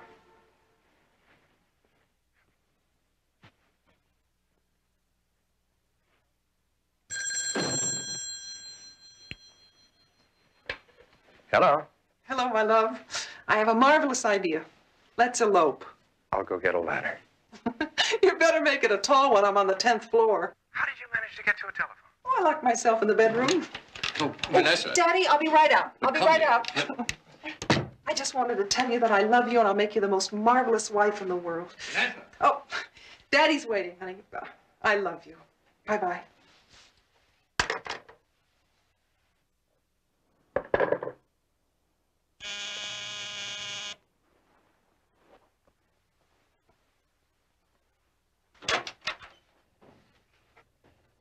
Yes? Aren't you going to invite me in, Ben? I'm sorry. I think you've made some mistake. I don't think so. You've lost a little weight, Ben. What? My name is Charles, Dr. Charles Kohlmeyer. But you've gained a title. You were just an engineer when I knew you in Portland. Oh, isn't this pretty? A gift from your bride, no doubt. You remember what I gave you the day we were married? Madam, I don't know what you're talking about. I'm talking about being made a fool of. I'm talking about the fact that you and I were married in Portland less than a year ago. And that you disappeared a month later with $50,000 in negotiable bonds that belonged to me. Now, you were good, Ben, but not that good. This is incredible. I'm telling you, you're making a mistake. Oh, I made a mistake. Trusting you with those bonds. Look, for your information, up until 6 months ago, I was in the jungles of New Guinea. Yes, I had been there for over a year, studying the children of primitive tribes. I'm a child psychologist. Now, what is this? Is this some kind of a joke? This is no joke. If you knew how hard it was to face up to the truth, that you could leave me just like that. At first, I thought of going to the police, but of course my pride wouldn't let me do that. I mean, how do you admit to your family and your friends that you've been made a fool of? So I decided to find you all by myself. Okay, that's it. I better call the manager. I looked everywhere for you, Ben. And then I remembered how particular you were about your shirts. How you had them specially made by Regala of Rome and sent to his shop in San Francisco. So I checked with the manager. And he told me that, in fact, you had recently ordered one for your wedding. The one you're wearing now, n'est-ce pas?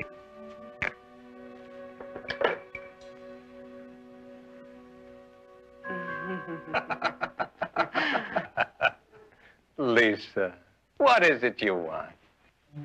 Is it the money? Oh, huh? No, you never did understand anything, did you? It wasn't the money I wanted. It was you. I loved you. All right, then. I know we can work it out. No, I think it's too late for that. You know what I'm going to do? I'm going to go downstairs, and I'm going to find your bride, and I'm going to tell her the truth about you. Lisa, Lisa. Let go of me, Ben! Lisa, I can't let you ruin this for me. Lay downstairs. Get out of my way! Quiet. Listen, I'll let go of you. Be quiet. Oh, Lisa. Lisa, please.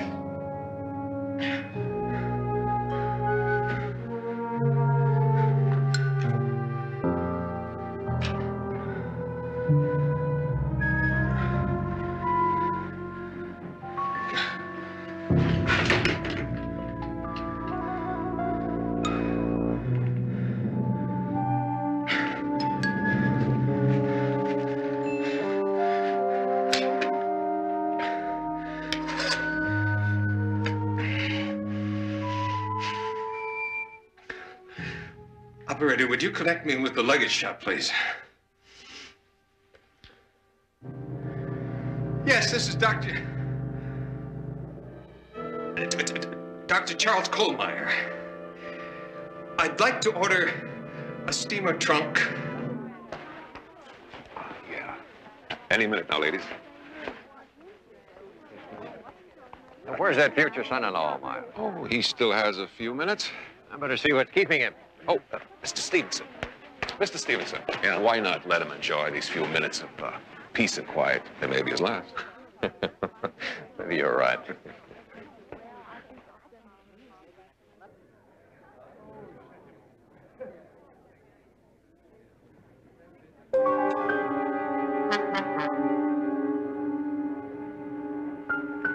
That's fine, right here.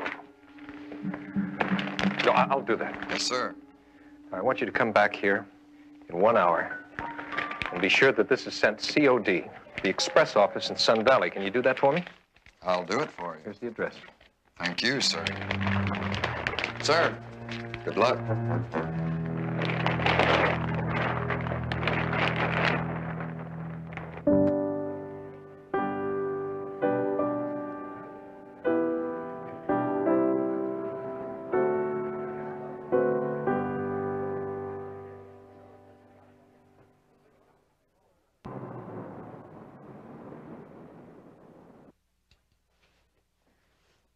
I don't know why I'm so nervous.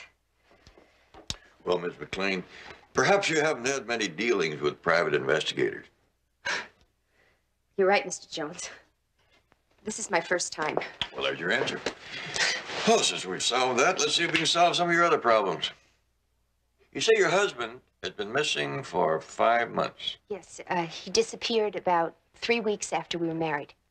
Did you go to the police? No. Why not? My husband's a lawyer, you see. He practices in Independence, where we live, and... Well, he warned me from the very beginning that his work took him away quite a bit, and that he could be gone for very long periods.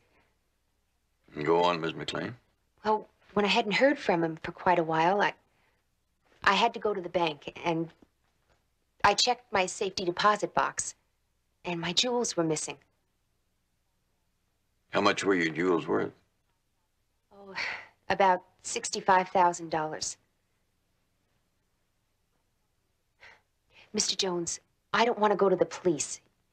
See, they might think Jeffrey took them. And you're sure he didn't? Well, if he did, I'm sure he had a good reason. One that I could understand and forgive. If I could just find him. Miss McLean, what makes you feel that your husband is in this area? A picture I saw in the Independence Chronicle. It was taken here in Los Angeles, and it shows a man helping a woman out of a fountain. I'm almost positive that man is Jeffrey.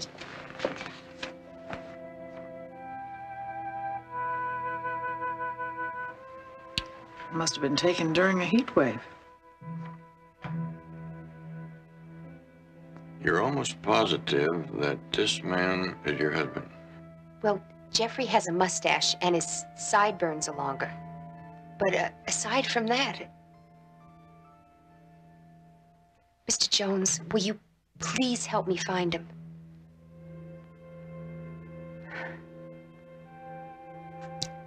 I love him.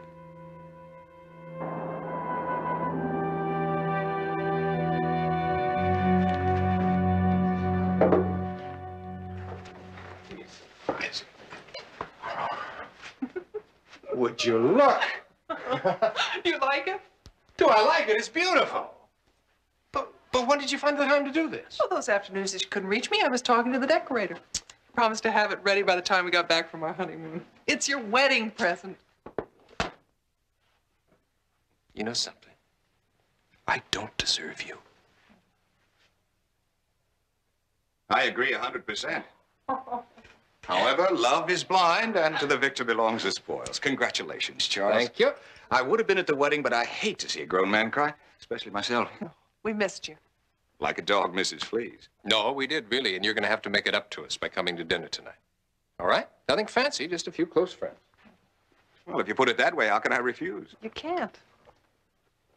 Oh, by the way, Charles, I wonder if you take a look at this case history for me. It's one of my female patients, but in some ways it's right up your alley. I am sure you'll find it interesting. Well, yes, I'd be glad to. Thank you. 8 o'clock? Fine. I'll see you tonight. Good. Marshal Chapman's here, Doctor. Oh, just give me a moment, please.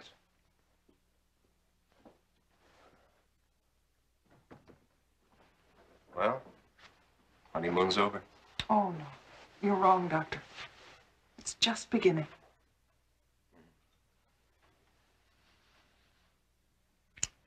Don't be late.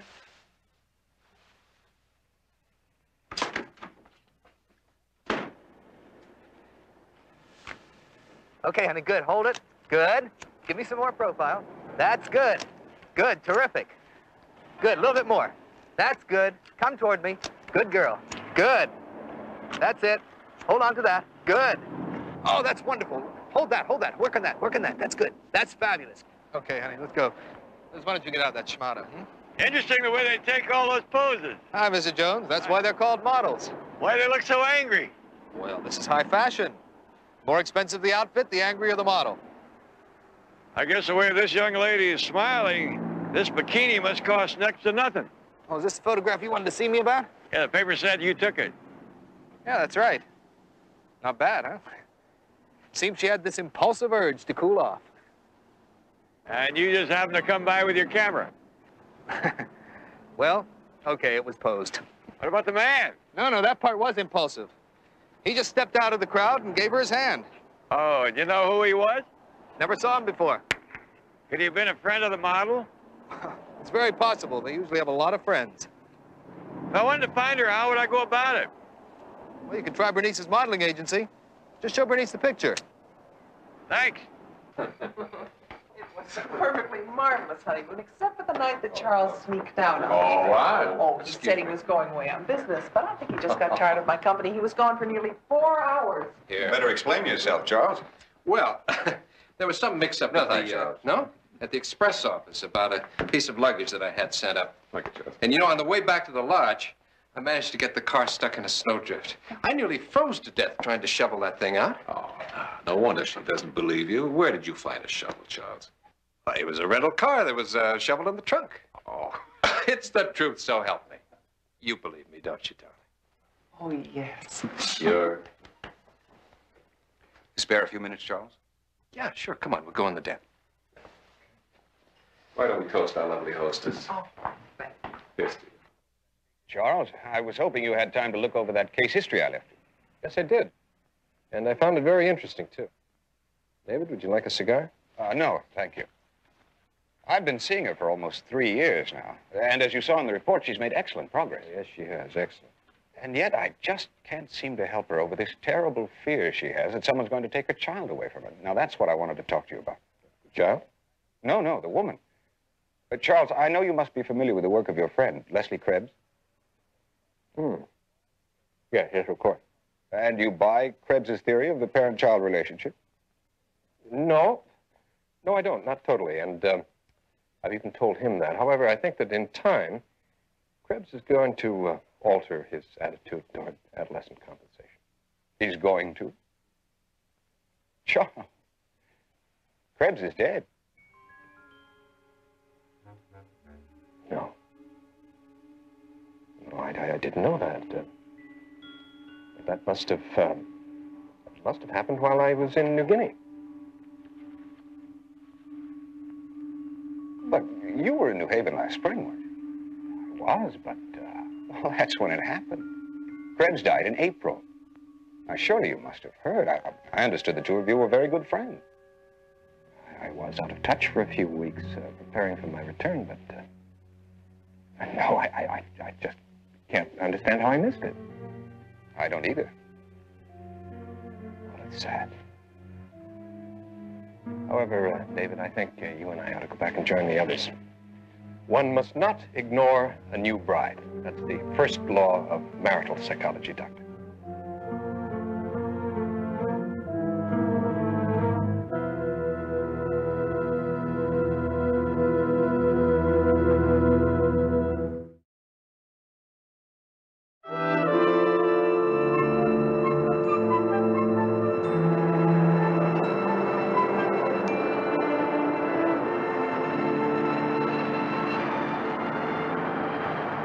Oh, yeah, that's me.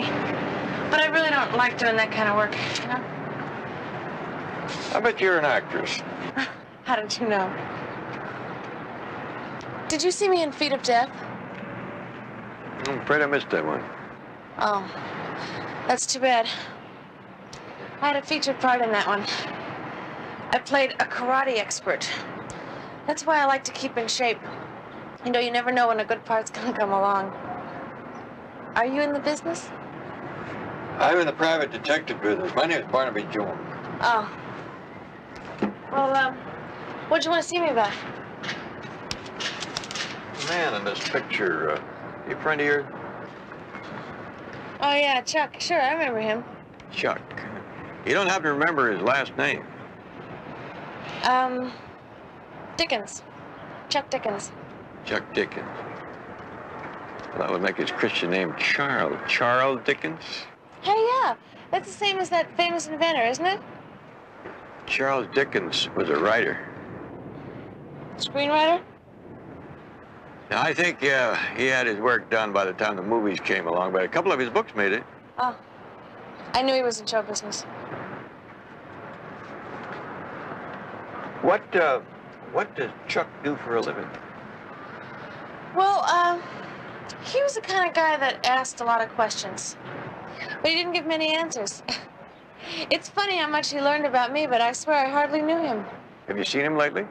No, not after that day at the fountain. We had lunch, and then he took me home, and that was it.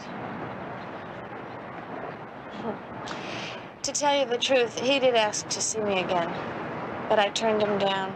Any particular reason? I had a feeling he was conning me, and he was really married, even had children. What makes you say that? Well, on the way back to my place, we stopped at this toy store in Beverly Hills, and he picked up a whole bunch of toys. Now, who else do you buy toys for except for your children? Remember the name of the toy store? No. I mean, who bothers to remember the name of a toy store? Oh, excuse me. I'm expecting a call from my agent. Yeah? Huh? Oh, yeah. Just a minute. It's for you. Sorry. Thanks. Yes? Barnaby, you have no idea the number of legal organizations I've contacted trying to locate Mr. McLean, including the Bar Association and about a dozen attorney referral services. I struck out with every one of them. I believe you, Betty, but I also have the feeling that you've located him. Well, we are what we read, Barnaby. And lawyers read the American Legal Journal, including Jeffrey Allen McLean. I contacted their subscription department. They gave me his address. It's in Phoenix, Arizona. Book me on the first flight out to Phoenix. I'll see you in a few minutes.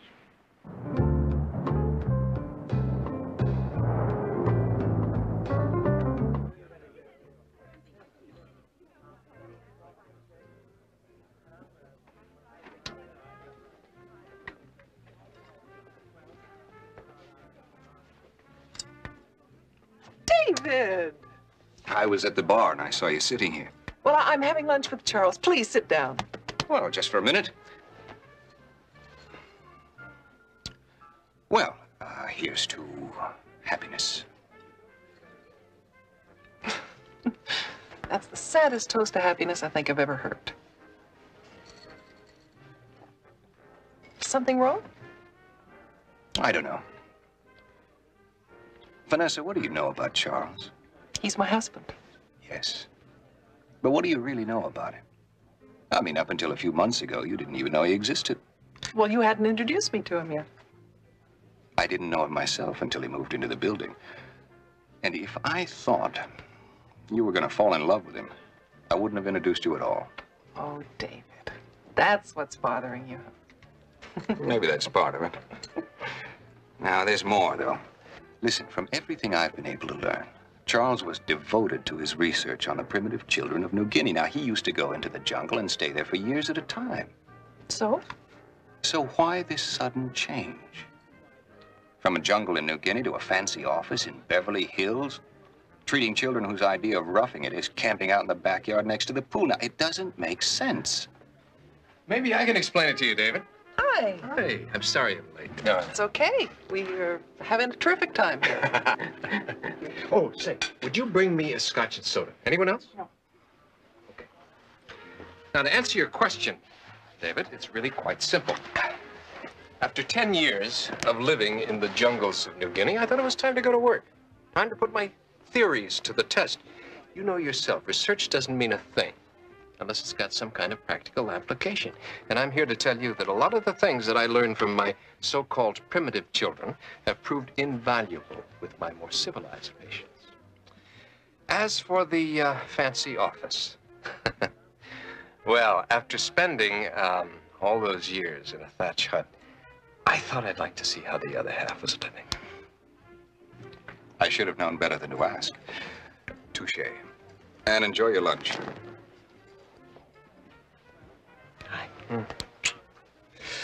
I think I detect a severe case of jealousy. Oh, that's a brilliant diagnosis, Doctor. I don't think it's fatal.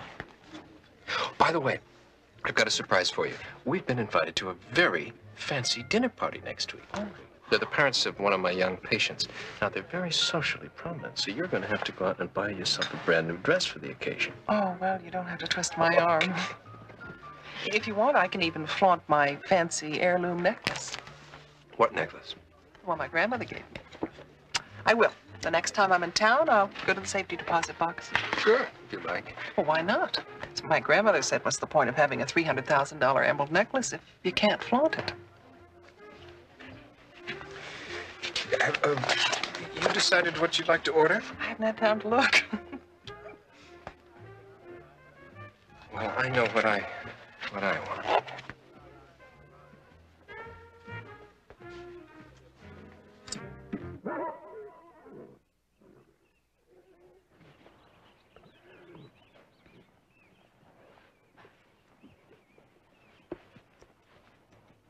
Excuse me, but I'm looking for a Mr. McLean. Lady up the house said I'd find him down there at the stable.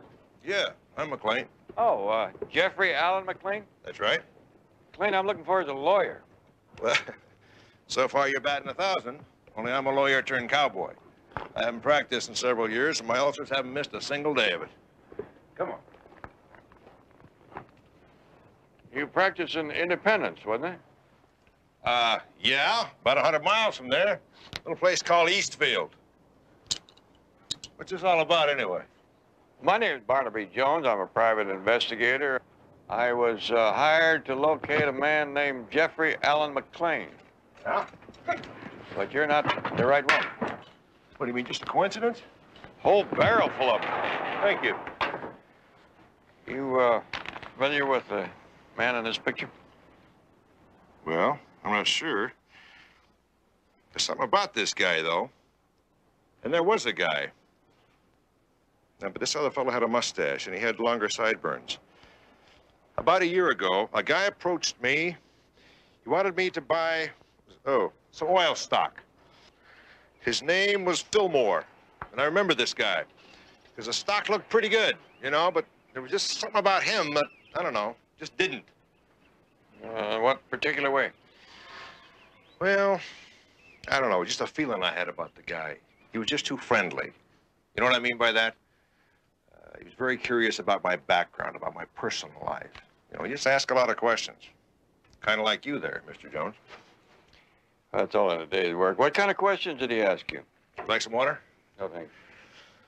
For the most part, he wanted to know about my law practice. Where did I practice? He wanted to know when I practiced, if I still had any associations back there, that sort of thing. That's very interesting, because about a year ago, a man of the same description started a law practice in Independence under the name of Jeffrey Allen McLean. Is that right? Well, that explains that. Explains what? You want to hear something funny? A few nights after I turned this guy down, somebody broke into my den one night. They take anything? Yeah. They stole a gold pen and pencil set, and I had a pistol on the wall, a little antique pistol. They got that. But they got a couple of things that I couldn't understand why anybody would even be interested in them. Your law school diploma. That's exactly right. That and a certificate to practice law in the state of Missouri. You know, I can't tell you how much Jim has improved since he's been coming to see you, Doctor. He's so much more confident now, and he doesn't get into fights anymore. Understanding and patience, Mrs. Rumford. I just sit and listen. Believe me, Jim does all the rest. You know, you're too modest. Well, perhaps I make a suggestion now and then. After all, I have to do something to earn my fee. Jim, come here. Jim, come here.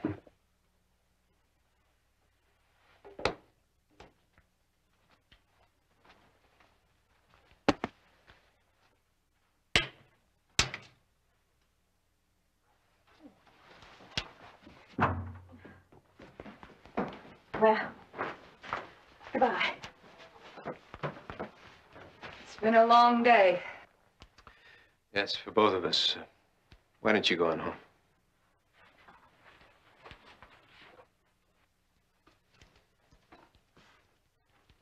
I'll just put this back on your desk. What is it? Your diploma.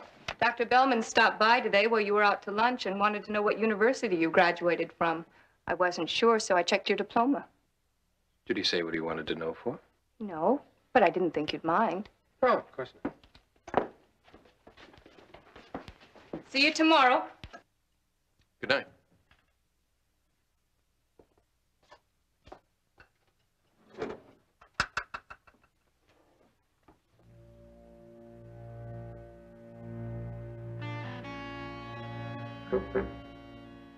This is Dr. David Bellman. I'd like to speak to the Dean of Men. Yes, I'll wait.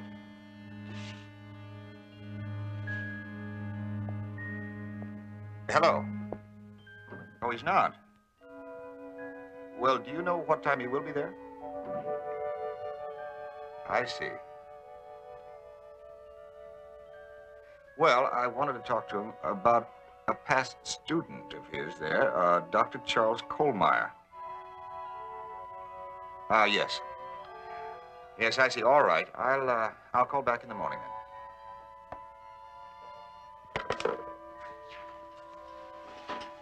Your interest in me is most flattering, David. I'm just a little curious. Curious? About what? Whether you're for real or not. I'm for real. But you're not Charles Kohlmeyer. That much I'm sure of. What's in a name? Who are you? Anything that benefits me to be. Engineer, stockbroker, lawyer, child psychologist. But I keep forgetting, David, you wouldn't understand that, would you? Because you've spent your whole life becoming one thing. I believe it's called dedication. I have my dedication too, David. Only it's the good life. Having the best of everything. Leaving the leftovers to people like you. How long did you think you could get away with this? Long enough to get what I wanted. And then move on to greener fields. Move on. You know, in the course of my travels, I met the real Charles Kohlmeyer. Was he, dog? All he could talk about was going back to his beloved jungles. He even told me when he was leaving and when he was going to be back. And I thought, well, since he isn't going to be using civilization for 2 years, why not use it for him? You're a very sick man. Wrong! I just listened to a different drummer. And David, I can't let you change any of that for me.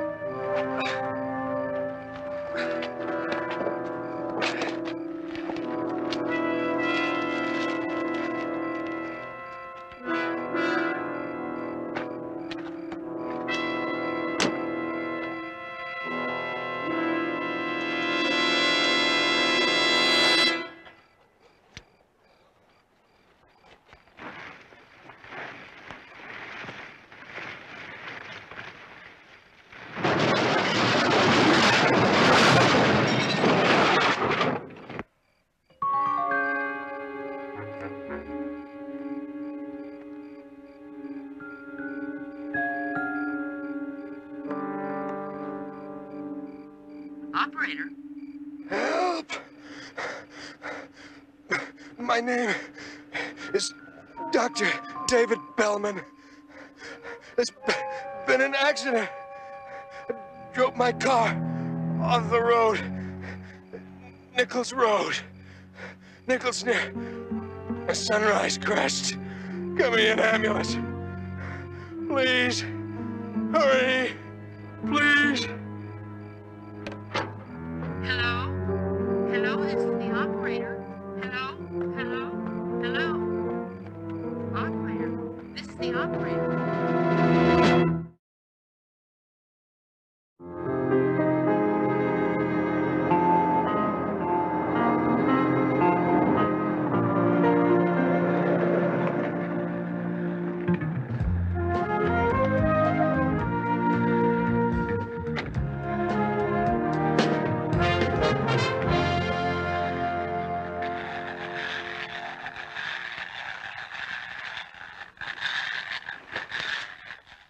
Walks a little bit like my cousin Fred back in Tennessee.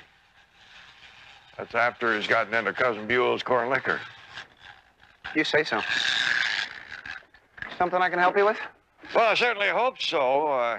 About to run out of toy stores. Ever seen a man in this picture? Why? Well, I'm a private investigator, and a loving member of his family hired me to locate him. Seems they lost touch. Looks a lot like Dr. Kohlmeyer. Dr. who? Dr. Kohlmeyer, the child psychologist. He buys toys here to keep in his office for his patients. Would you happen to have his address? Sure. He has a charge with us. Yeah, here it is. 3722 Armand Drive. I can't believe it. I mean, we just saw him yesterday. I know what you mean. According to the papers, he managed to call an ambulance, and maybe if those people had gotten there sooner. I don't know. You know, sometimes I think that life in the jungles is a lot safer after all. Dr. Kohlmeyer, there's a gentleman to see you, a Mr. Jones. Did he say what he wanted? No, sir. Listen, why don't you try to get some rest? Okay. I won't be long.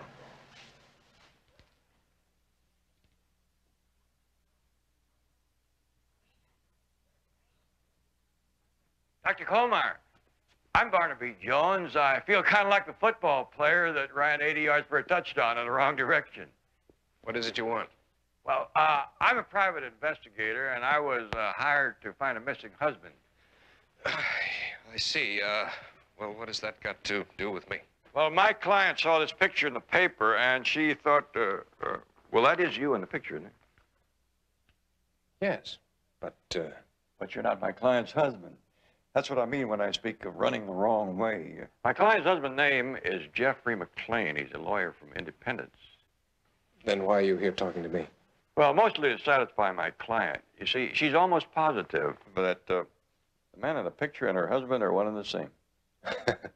Well, I can assure you, Mr. Jones, she's very mistaken.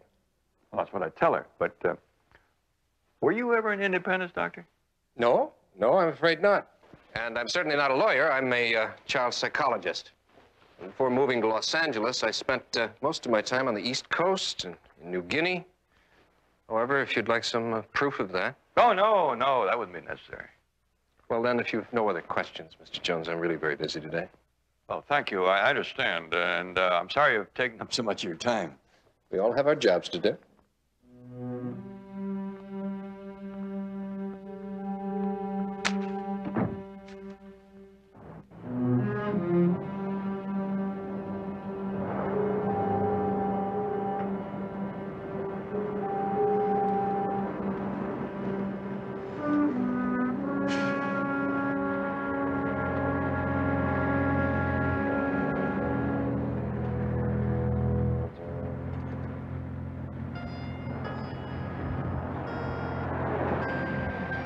Miss McLean, is that your husband?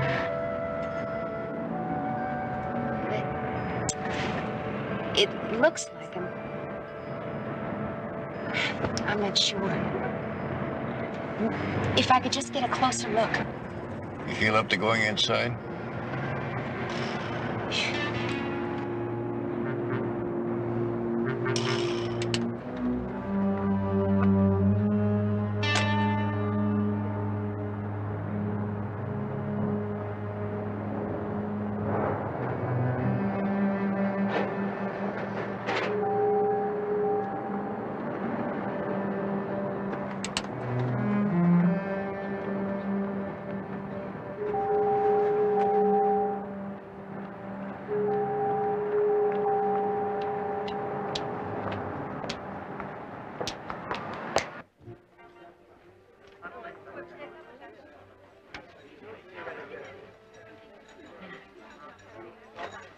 Oh, thank you.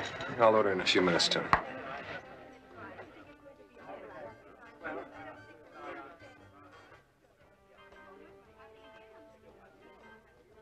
Jeffrey?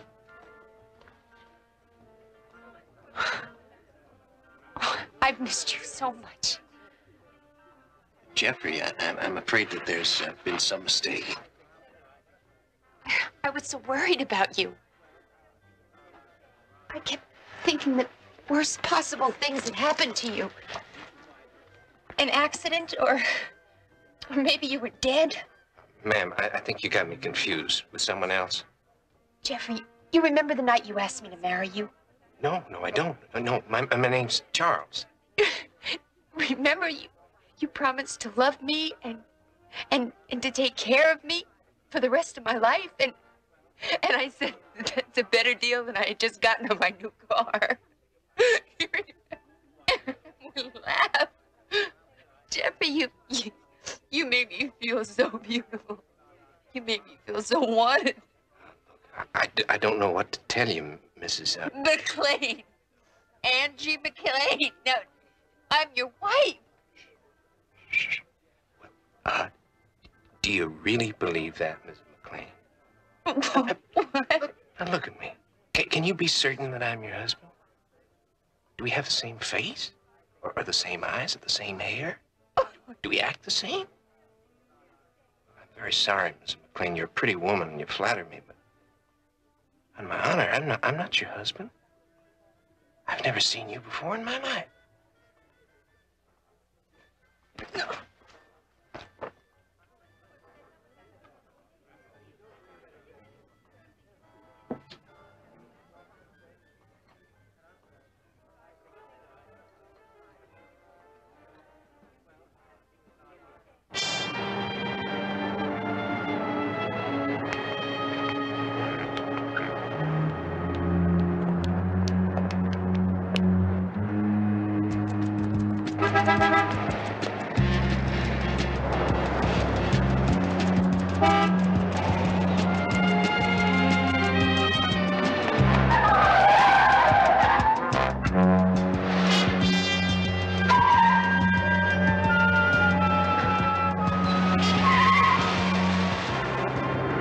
It's all right. Was that your husband in the restaurant?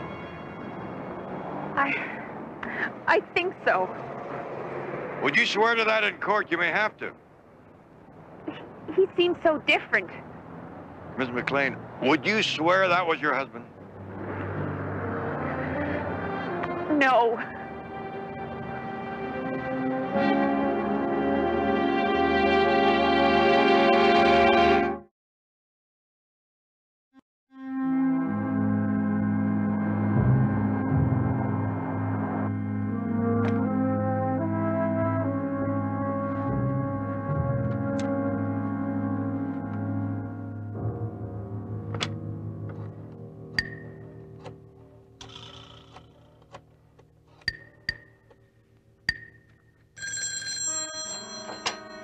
Hello? Vanessa, where have you been? I've been calling all over. Well, I've been shopping. I just got home. Is something wrong? Well, something's come up. I have to go to New York this afternoon. Oh, why? Well, there's a convention of psychologists there. I wasn't going to go, but one of the speakers became ill, and they asked me to take his place. I don't know. I suppose it's quite an honor. Well, how long will you be gone? The convention lasts a week, but Vanessa, I'd like you to come with me. You've talked me into it. Good. We'll probably be going some very nice places. You want to take along your best things? I was just on my way to pick up my necklace. Good. I tell you what, I have some work to do here. So why don't you pack our suitcases? I'll meet you at the airport, and you can pick up the necklace on the way. All right, what time shall I meet you? The plane leaves at 4, Global International. I'll be there. I love you. Love you too.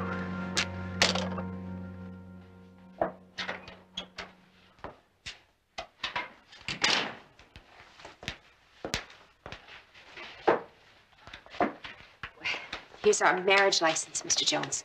Good. Now we'll be able to see how the McLean signature on the license compares with the Kohlmeyer signature that Betty got from the toy store. Well, Betty, maybe I better have a talk with the Kohlmeyer maid. Why don't you call and find out when is her day off? Are you going to use your charm to find out the family secrets? Just make the call. Yes, sir.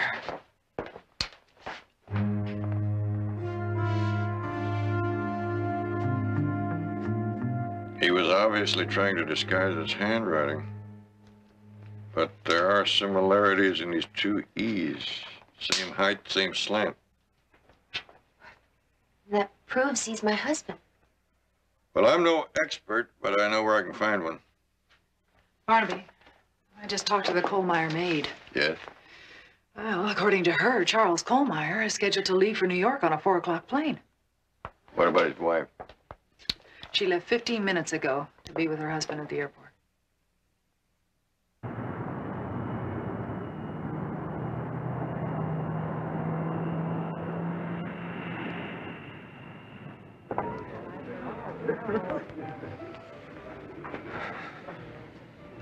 What's that boarding call? We have plenty of time. Besides, it's kind of nice to rest after running around like crazy all day. Did you get that from your safety deposit box? Do you think I'd forget it? You want to see it?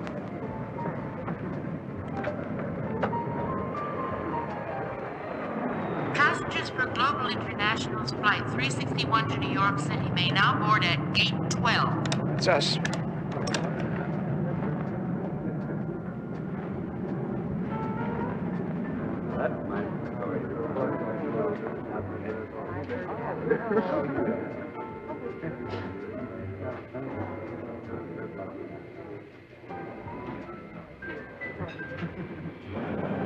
Mrs. Charles Kohlmeyer, please come to the white courtesy cone. Mrs. Charles Kohlmeyer. Let's pretend we didn't hear it. But we have time. It may be important. Vanessa.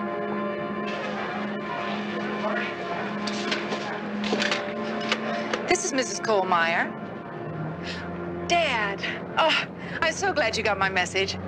I just wanted to say goodbye and to thank you again for a wonderful time. Looks like we timed it just about right. Yes. Yes, my plane leaves in just a few minutes. See, it's just a coincidence. Come on, let's go. Oh, Dad, I love you too. Yeah, I'll write you from New York. Vanessa. Bye-bye. Excuse me. Sorry to butt. Are you Mrs. Kohlmeyer? Yes. Oh, that's funny because that's our name too. Really? Could we be related? Well, perhaps. My husband's name is Charles Kohlmeyer. Well, it certainly is a small world. Come on, dear, we'll miss the plane. He's a doctor, a child psychologist. He's flying in from New Guinea to meet me in New York. Charles? It's really very funny. Who put you up to this? No, well, I'm not joking. He does research there with children from primitive tribes. Actually, we were just married there a few months ago, and we didn't have much time for a honeymoon, so we're going to make up for it in New York.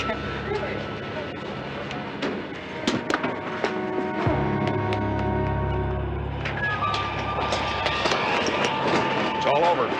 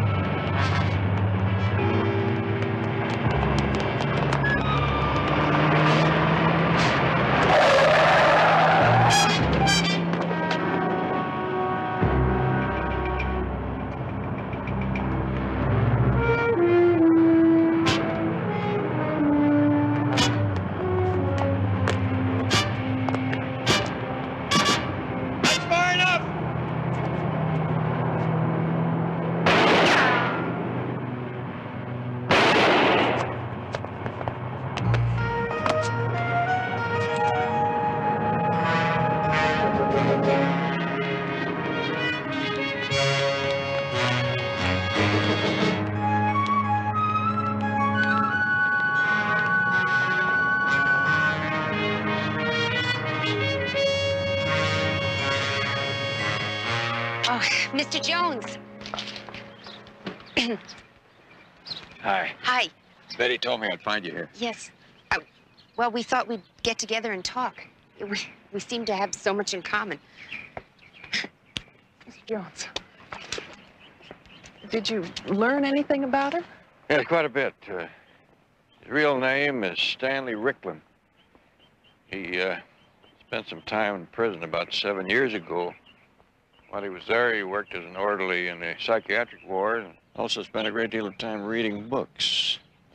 Books on psychology and law. Were there others? Yeah, I'm afraid so. The woman from Portland, her maiden name was Lisa Howard. They found her buried in Sun Valley. He admitted to murder. You two are the lucky ones.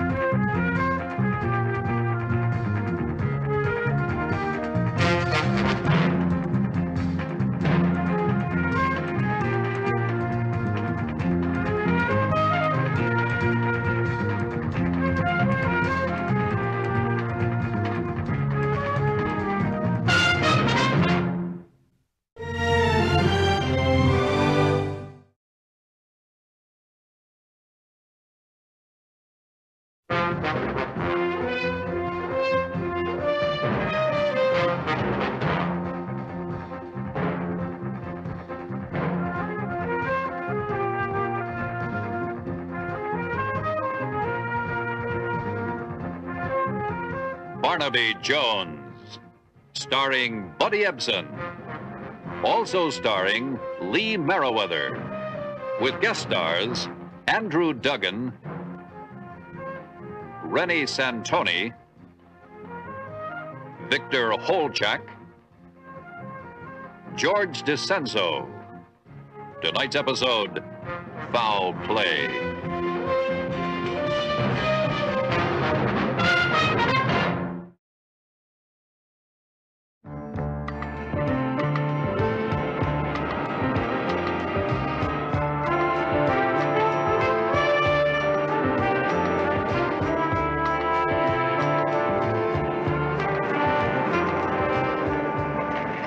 A friend of mine behind me. Let him come through.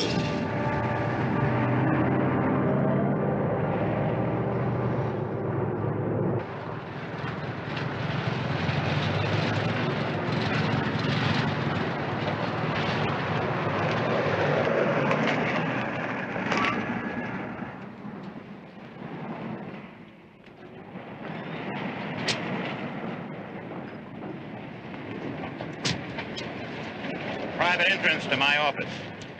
Nice to have made it big.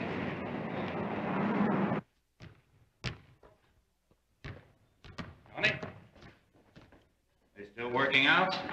I think they're almost finished, Mr. Sanderson. Coach Gorman asked me to get his briefcase from his car. Well, when Frankie's through on the court, tell him I want to see him in my office. Got it? Yes.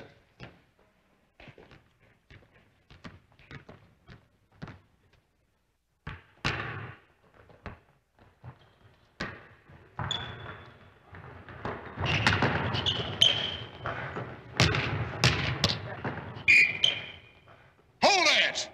Are we passing out gifts, Hutchison? Mills, you married to that corner? Come on, move it! Move it out!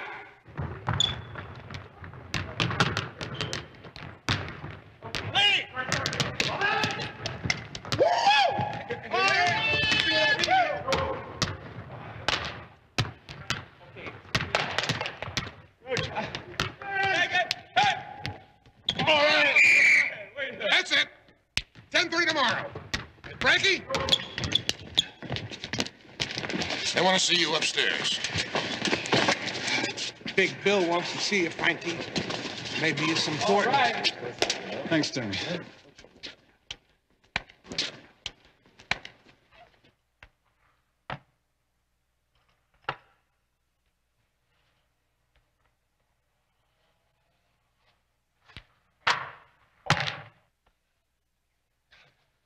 That old Santos touch.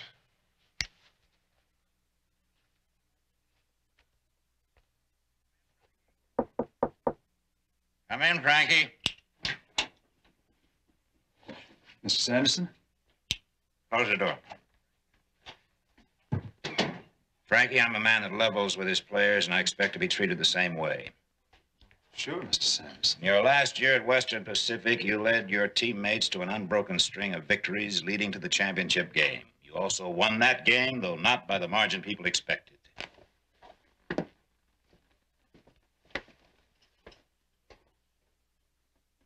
Did you deliberately shave points? Did you, Frankie? Did you try just a little bit less in that fourth quarter? Mr. Sanderson, I won't use such information against you, but I have to have the truth. My sister, she practically put me through school, Mr. Sanderson. And when Alan, it's my brother-in-law, Alan Bailey, made this really stupid bet, I bailed him out, sir. We won the game by a few points less, and it saved him. Sir, my sister... I don't want to hear any more. As far as I'm concerned, the subject is closed, never to be opened again. I swear I don't to you, want to Mr. hear. You keep your mind on the playoffs and nothing else. Now go on.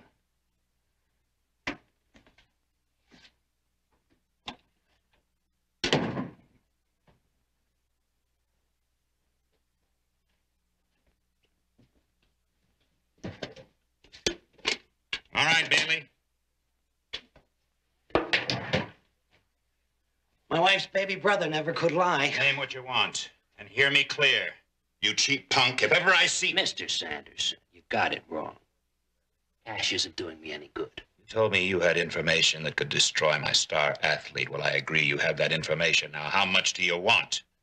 It's not cash, Mr. Sanderson. I got in so deep, I made promises. They asked if I could deliver Frankie. I said yes.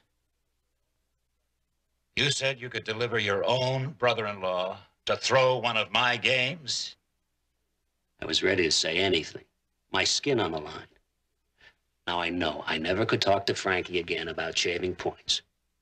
But I figured talking to you, get the same job done. You're a heavy favorite to sweep the playoffs. So sweep, but give the crowd a run for their money. You get a little ahead, yank Frankie from the game. Tell your coach you want him saved as much as possible.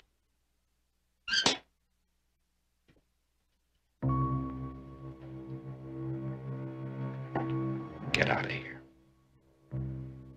A phone call from me to the commissioner. And Frankie'd be suspended. Out of the playoffs. What about your franchise? What about it? Well, all I have to do is say I reported a player's past misconduct to you. You're keeping it quiet. You lose your franchise.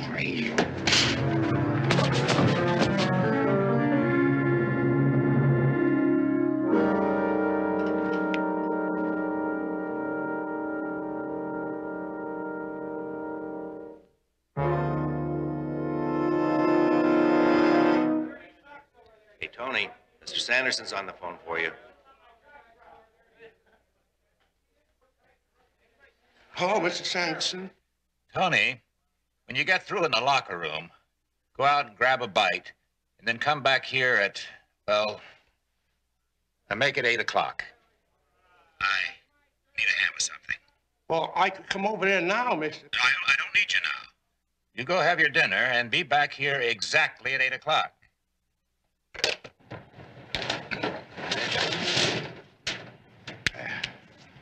Boy, must have cleaned out your whole office, Mr. Sanderson. No, just some books I've collected over the years. Tony, I need a favor. I hate to ask it. Hey, Mr. Sanderson, come on. Take me 100 years to pay back the favors I owe you. You know where North Valley Canyon is? About 2 miles this side of my place. Oh, yeah, sure, I know. Well, I want you to take that car there, drive it into the brush, and lose it. Must be dozens of cars rusting away there. You think you can handle it? Oh, it doesn't look that old, Mr. Sanderson. Was involved in a hit and run. Oh, no injuries. Just a scraped fender. But my nephew, age 16, with just about that many traffic violations, well, if the police found that car, he'd be up the creek. Kids. Take the far gate so the guard won't recognize you. And wipe all the fingerprints off after you've ditched it. And get rid of the plates. Yes, sir.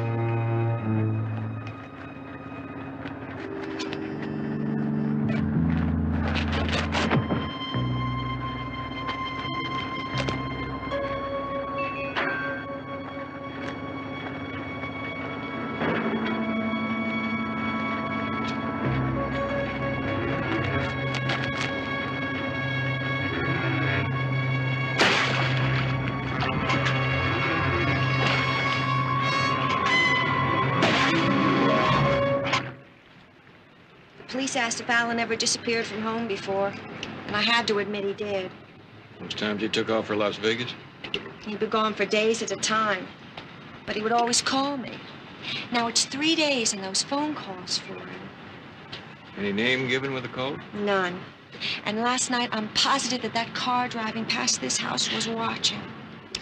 Oh, my. You're not doing well at all, are you? You know, you remind me of a teacher I once had. She had a theory that if you took two identical plants and you fed them and watered them both the same, and you whispered sweet nothings to one of them, it would do better than the other one.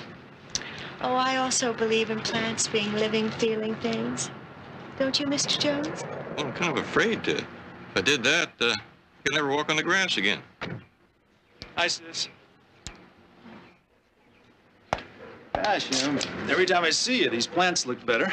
Frankie, I'm Barnaby Jones. Mr. Jones? I hope you don't mind the Frankie, but it feels kind of natural after following your career for so long. Well, I'm always flattered when somebody uses my first name, Mr. Jones. Mr. Jones is the private investigator I told you about, Frankie. Oh, Alan's gonna turn up, sis. He always turns up. Thank you very much, Mrs. Bailey. I think that's all the information I need right now. Good luck on the playoffs, Frankie. Thank you, Mr. Jones. Staying for dinner, hon? No, there's no time. So, has Alan been getting in deep again? I mean, he is bringing his paycheck home. Let's just say I've been managing to pay the bills. Well, I got some things I gotta do. As soon as the playoffs are over, we'll spend some more time together. Okay? Okay, you take care.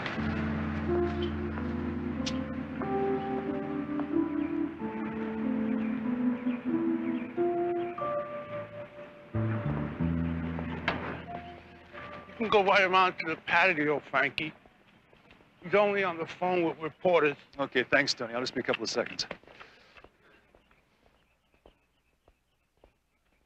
Of course you can quote me. There's not a single injury on the team. Not among the starters, anyway. Yeah? Yeah? No, rumors, Bob. From that Miami news service. I'm having a late breakfast. Help yourself. You know how they like to stir things up down Magnolia way. Yeah, you do the same. It's the fourth call I've gotten wondering whether we're using our regular lineup. You look tired. Well, I haven't slept too much, Mr. Sanderson, since we talked about that college Told you game. to forget it. Well, something started bothering me, sir. You see, last Sunday, my brother-in-law disappeared. That the lame brain that talked you into shaving those points? Yeah, my sister's even hired a private detective, a man named Jones, to look for him. Anyway, the thing that bothers me is the fact... You're wondering how I got the story, is that it? It did seem like such a coincidence. Listen, kid. I never met your stupid brother-in-law. I've been meaning to talk to you about that college game for a long time. I'm probably making a big deal out of nothing here, I know that. Miss Anderson. Oh, hello, Dave. This is Chadwick, Omaha Post. I'm going to be quite a while. Who said the franchise is for sale? Where'd you get that fairy tale? No, I'm not saying I didn't get an offer, but I'm just saying the Wildcats are not for sale.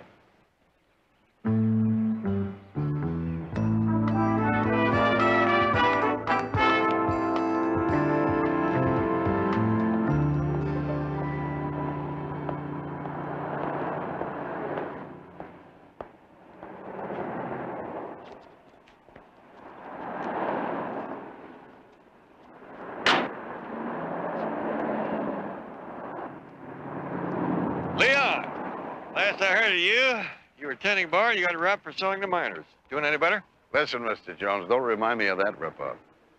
How can you tell age today? He's 6'2", she's wearing a D cup. Your stories always touch me, Leon. The lot manager says last Sunday at 4 o'clock was the last time he saw anything of Alan Bailey. He's lucky to have seen him on Sunday. What with Bailey picking up a paycheck on Saturday. The ponies aren't running locally. He's probably up in Las Vegas sweating over some crap table. Some people are looking for him. Las Vegas isn't exactly a town that affords any privacy. Any information on Bailey will be appreciated. Not enough? Figured maybe I'd earn it now. You, see that convertible sitting at the curb? Look, but don't let him see you. It's one of Cy Landau's boys. Stopped in here Monday looking for Alan Bailey. He's been warming that curb ever since. Cy Landau. Why is a big-time gambler looking for Penny Ante Alan Bailey? Bailey's maybe tin horn, but he is the brother-in-law of the Wildcat star player. You know, I don't know. Maybe it means nothing, but I figure that earns me the 20.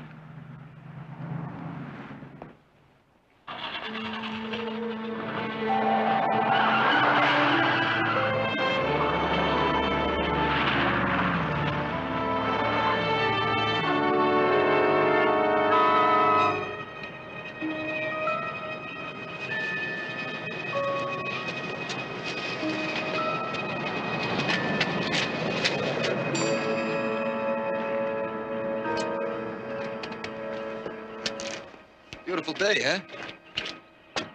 Kind of reminds me of Central Park. I used to be on the track team, PS something or other. Every morning for 1 hour jogging.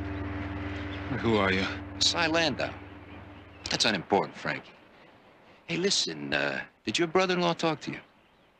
I haven't seen him. Yeah, that's the word around town. He skipped. Well, it doesn't change things, Frankie. You see, he said he had you in his pocket, so we invested accordingly. Look, I don't know what you're talking about. I got another 2 miles to run here. Kid, I don't like debates. They give you nothing but a sore throat. It's in your lap. Your brother-in-law spoke for you. He said he had you all tied up with a nice pink ribbon. Now, look, fella. No, you look. And you listen. You're gonna bring this first game in under 6 points, Frankie. You're just the guy who can do it. You proved it in your last year college game, according to Alan Bailey. Good old Alan. Under 6 points, Frankie. Be a hero, win the game. But over 6, break a leg, kid. That's an old show business expression. It means good luck.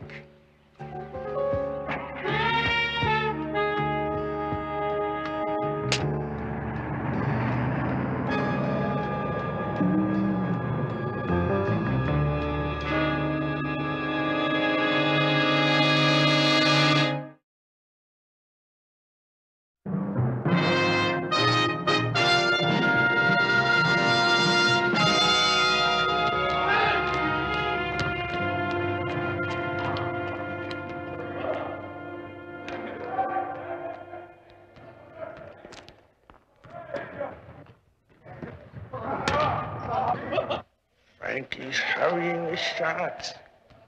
Tony Santos? I'm Barnaby Jones. You don't know me, but I was sitting right about here one night 6 years ago when you broke the year's record for rebound. I got hurt after that.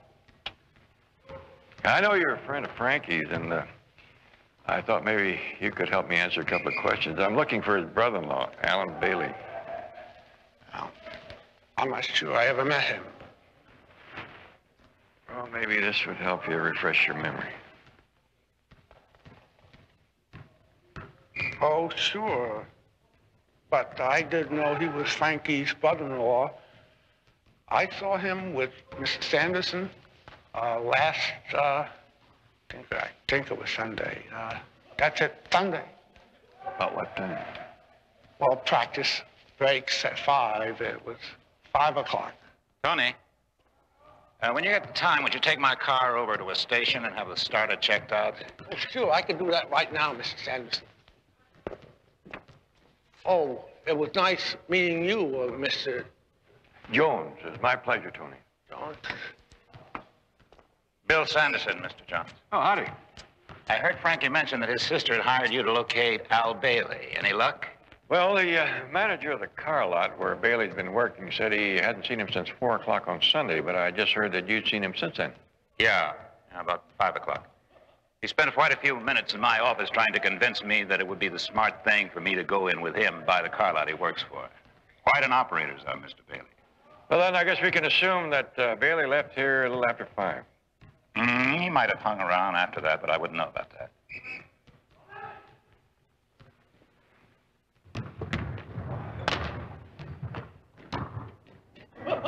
Like Frankie's having an off day. It happens. Anything else I can do for you? No, not a thing. Good luck on the playoffs. Thank you.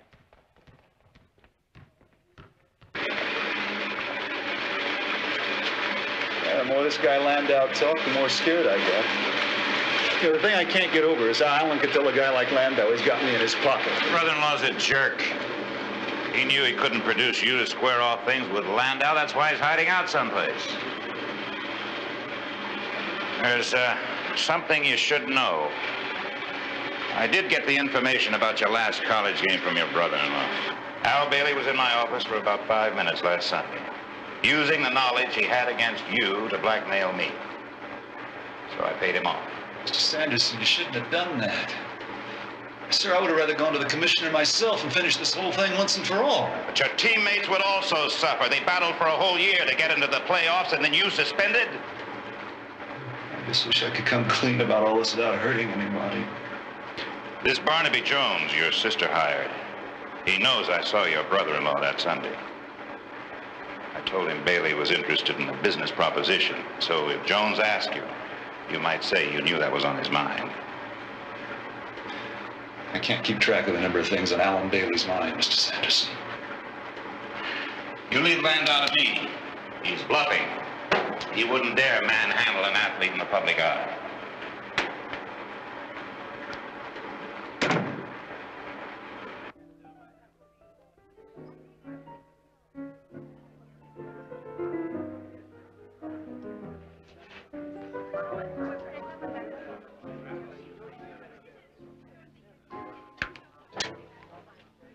Tony?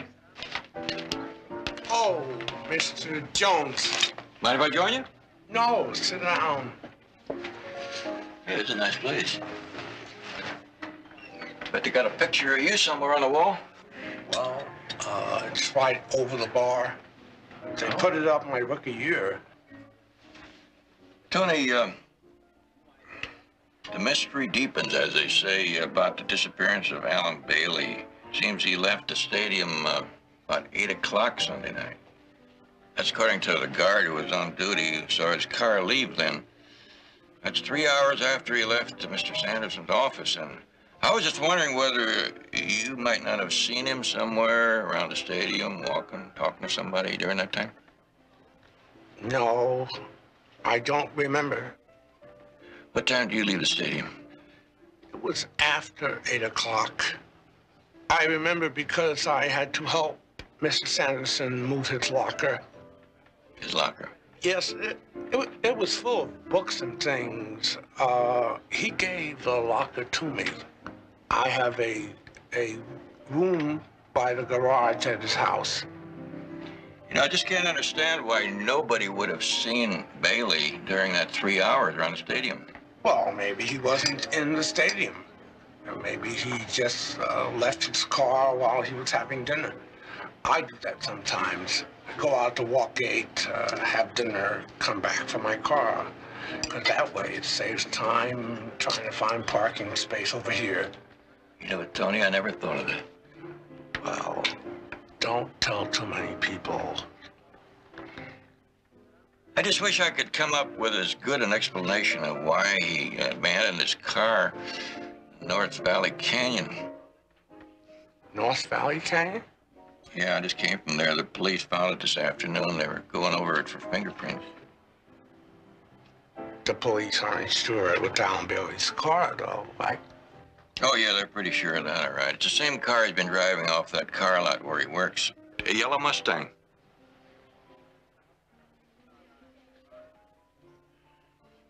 Something wrong, Tony? No. Want to tell me about it? Leave me alone. Did I say something to upset you? Please, just leave me alone. Sorry, Tony.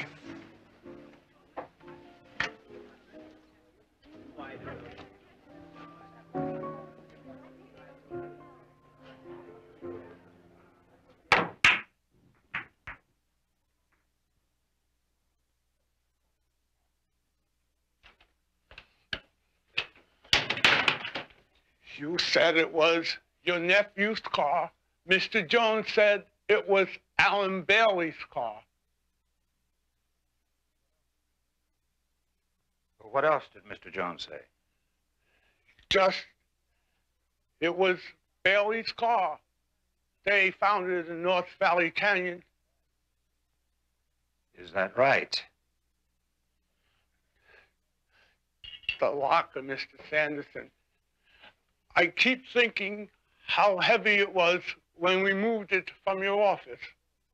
Of course, it was heavy. It was full of books. Well, when I got back from the canyon that night, I found it by my door. There was just a few books in it. I told you you could have the locker and the books. Are you puzzled? Well, I mean, carrying it from your office, it was heavier than just a few books could. Of course it was. That's because I removed most of the books to my library, and the books that were left were yours.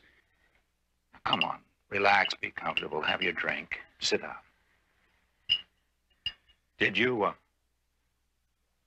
tell Jones about driving the sports car into the canyon? No. I got so upset. All sorts of things going through my mind. Me hiding Bailey's car and everybody looking for him. I know, Tony. It's confusing, and you just have to trust me. Was there anything else that was said between you and Mr. Jones? That was all. Except they were looking for fingerprints in the car.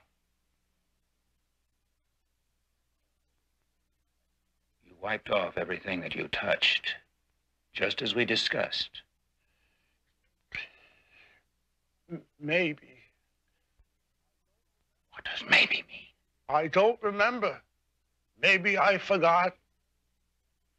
Blockhead! I'm sorry, Mr. Sanderson. I'm sorry too, Tony. You've been so good to me, Mr. Sanderson. I hate to make you mad at me. I'm not mad at you, Tony. Just wish there was a way out. A way out? I want you to think very carefully. Is there any possibility that you did wipe the fingerprints from the car? The more I think of it, the more I know I forgot.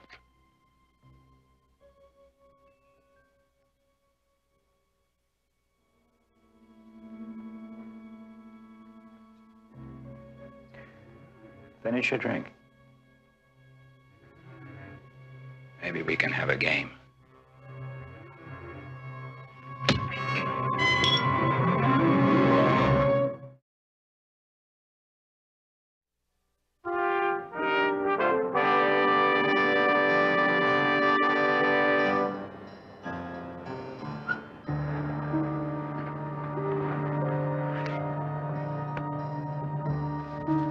Well, his wallet's gone, wristwatch, not a penny in his pocket. They even took his shoes.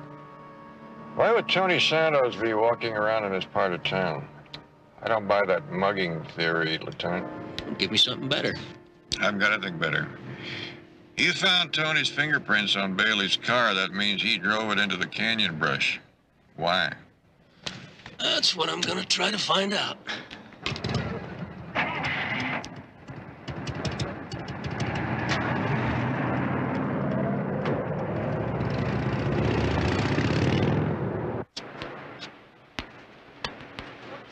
I guess I need a few lessons. Just a matter of keeping your eye on the ball. Watch your forehand. Mr. Sanderson? I wonder if you'd mind if we had a little talk? Fran, why don't you go up to the house and make yourself a cold drink, and I'll be with you. Make one for me. The usual? Yeah. Okay.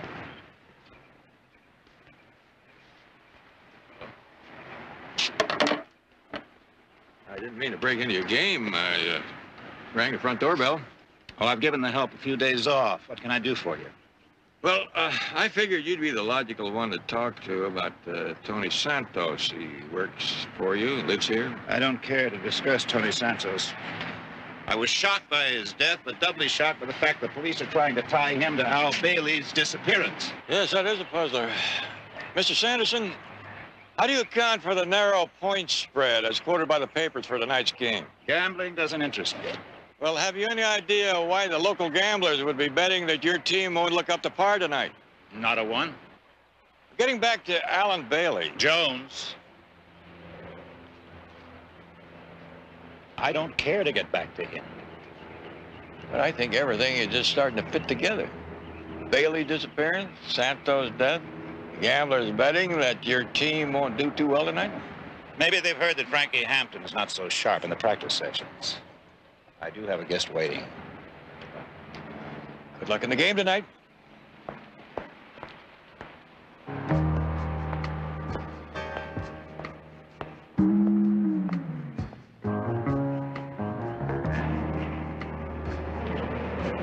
Call it 7 by game time. Ask for 8, but you settle for a 6-point spread. Right. And find out if Milwaukee wants to lay anything more off. Yeah, show 'em in. Hey, Bill, how are you? I was going to call you later in the day. Have a cigar. Have you got to any of my players? I didn't think any of them could be bought. How can you be handling the flood of money coming to this city on the narrow spread that you're quoting? Because we're coming to an understanding. You, me. You think I'd ever make any kind of deal with you? Well, perhaps not. I really couldn't care, Bill. You see, I happen to be in that lovely position of having my cake and eating it too. Join me? No. What's that supposed to mean? Well, a certain somebody who happens to be very close to your star player, a brother-in-law, in fact, can testify said star player did some point shaving in his last college game. You're reading me, I believe. Oh, indeed, yes. And how are you producing this brother-in-law with such testimony? Well, I don't think it, Well, I'll be damned. Big Bill knows how to play rough. You and your boys are going to take the biggest bath in the history of the playoffs. But if I catch you close to any of my players again, I'll show you how rough I can play. Wait a minute. You're getting all excited over nothing. You didn't let me finish. I was about to say, I don't think producing Alan Bailey is really necessary. This is just a copy, but the original's locked in my safe. But take a look at it. It's fascinating stuff. Complete sworn statement from Alan Bailey on the points shaved by Frankie Hampton in that college game. We encouraged Bailey to come up with some collateral on his IOUs, so to speak. Hampton can deny it. I can have that report in the commissioner's hands by 2 o'clock this afternoon, and I'll make you a friendly wager. Frankie Hampton will be the first to admit his guilt and gladly take the suspension. What do you want? How much is your franchise worth, Bill? $8, $9 million? I happen to know most of that's on credit. And I think some of your backers might call their notes if they felt the franchise was slipping in value. I said, what do you want? Frankie's the key.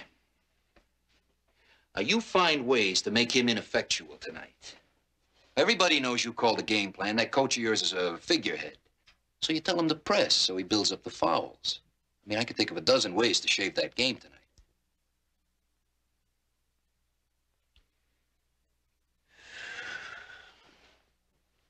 There's going to be a problem. I'd say you're a pretty good man at disposing of problems. Take Alan Bailey for one example. I need a flat-out answer, Bill. All Right. But there's going to be a problem. Mutual. Detective named Jones. Barnaby Jones. It's like getting hit in the gut, hearing about Tony. Did you talk to him that Sunday night he came in here for dinner?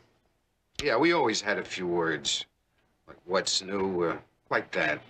Did he seem like his normal self? Yeah, I guess. Didn't seem worried, like he was having to do something he didn't want to do? No. He was just killing time after he ate. Only thing he had on his mind was doing something for Mr. Sanderson. Killing time. He had to be in Mr. Sanderson's office at exactly 8 o'clock. Did he use those words, exactly 8 o'clock? Sure. I remember because he kept asking me for the time. Thanks.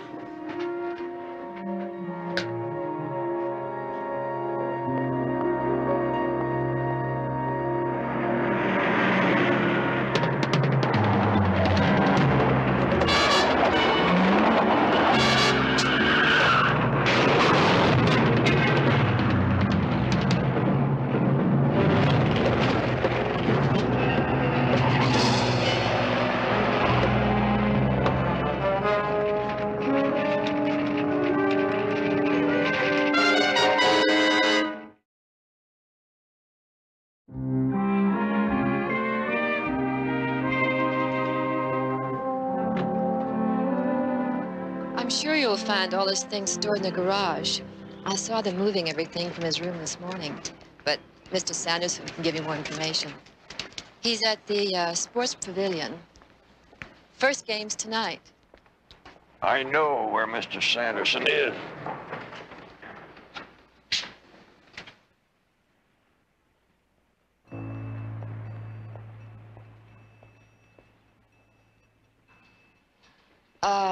Should you be doing that? I mean, I'm just a guest here, but do you have permission from Mr. Sanderson? No, I don't have permission. There's some people who might say I shouldn't be doing it. Then, why are you doing it? Let's just say I lost something. What'd you lose? My temper.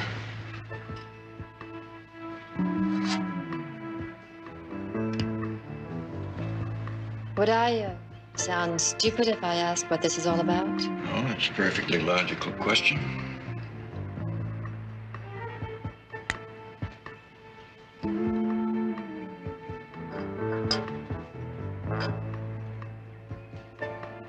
What's that? That?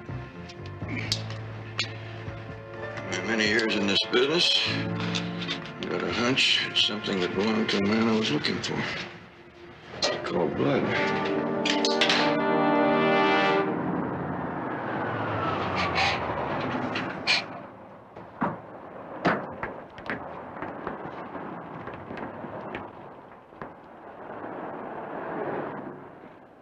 Bill, making a last-minute change just doesn't make sense. If we do what you say, we could blow the game in the first quarter. Trust my instincts, John. We'll be upsetting their whole game plan.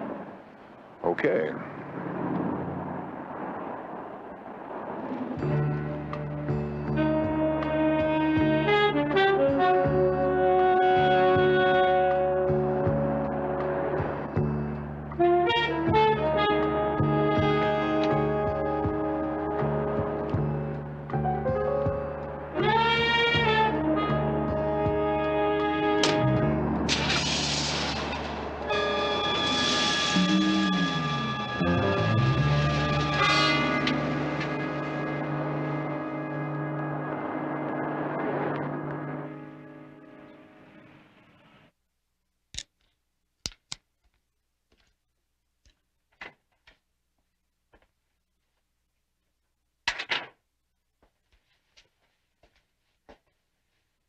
Strange. Well, that sounds good for openers. I just took a sample of cement dust from that cement mixer in front of the arena. Doesn't look a thing like the sample I took out of the equipment locker. Well, does that throw out your theory that Bill Sanderson is involved? No. It just bolsters my theory that nothing comes easy in this business. What does Miss Bailey have to say? Well, she hasn't received any more phone calls asking about her husband. I think she's expecting the worst. Got every right to. You going to the game? She asked me to go with her. Frankie always sends her 2 tickets. What about you? Well, I think I'll pay a call on Mr. Sanderson in that fancy office of his. Seems like a nice place to see the game, and I might run into some interesting conversation. Weldman's got a step on Hampton, and he lays it in. Looks like the Wildcats are in for a tough night, the way Weldman's taking Hampton apart. Wildcats ball, inbound to Mills. Garbage goes to Sloan. He fires from 20. It's good, 2 for the Wildcats. All right. Now it's Lancer's ball. Inbound to Weldon. Coming up across the 10-second line. Ball stolen by Hampton. Oh, Jones, come on in. Not intruding? Oh, not at all. It's nice to have company during the game. Sit down. Let's see who's charged with the foul. It's Hampton. That's 2 fouls already on Hampton. All right, Weldman at the line, shooting 1. And he makes it. Wildcats down by 7. We don't need the sound. We can see the close floor action on the set. I see you're partial to wearing cowboy boots. Yeah, I find them more comfortable than shoes. Also, one has a sense of standing on one's own 2 feet. Never thought of boots in exactly that way before. Very fine leather. Have any special way of cleaning them? Brush and polish. Let's skip the trivia, Jones, and level. The police suspect Tony of performing foul play on one Al Bailey, but I think you suspect me. You mind telling me why? It was nice to get right to the point. I have a theory, has a few rough edges, but... Well, maybe I can help you roughen it up a bit more. Well, Bailey's car was seen leaving here about 8 o'clock last Sunday night. Only Bailey wasn't driving it. Tony was. The guard said he saw Bailey leave at that time. No, they saw the car leave, not Bailey. There's a difference. Are you suggesting that I somehow conspired with Tony in killing Al Bailey? Oh, no, I think Tony's too honest for that. He'd be incapable of conspiring.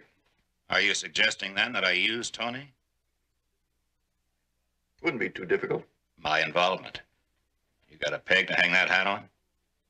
That locker that you moved from this office, I took the liberty of examining it in your garage, and finding bloodstains and cement dust inside leads me to believe that Mr. Bailey is reposing somewhere under the concrete that's being laid out by the parking lot.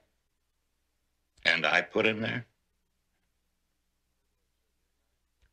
Scoreboard says you're 9 points behind. Does that worry you, Mr. Sanderson? Let me construct a case for you, Jones. Supposing that Al Bailey was in my office right here at 5 o'clock. We had an argument, and in a fit of passion, I killed him. Although I'm hard put to explain what kind of passion Al Bailey could arouse in me, but I killed him. Now, the first thing is to get rid of the body. That's a stickler, but...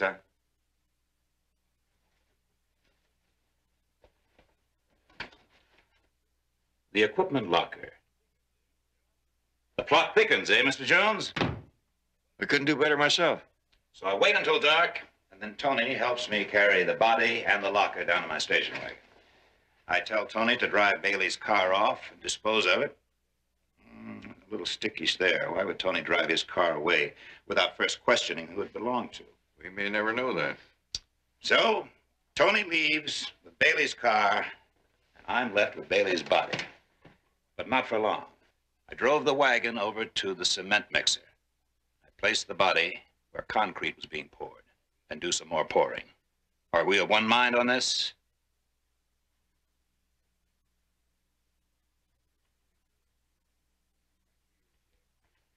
Frankie is loosening up.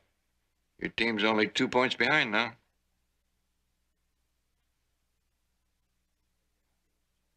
Doesn't seem to make you happy, Mr. Sanderson. Well, let's not continue this anymore, Jones. If the body is buried here, there's only one conclusion that can be reached. Tony sneaked back, on foot, probably after he saw me leave, and disposed of the body. Good theory, but I have a better one. You know that it's almost impossible to get rid of cement dust from your shoes? Meaning these boots, and I was wearing them that day, contain traces of cement dust? Jones, you fascinate me. Well, I was hoping I would. I'd be surprised if they didn't contain some small trace of cement dust, seeing as how I was in the area a few days ago watching the men work. Well, that's enough to blow my whole case, isn't it?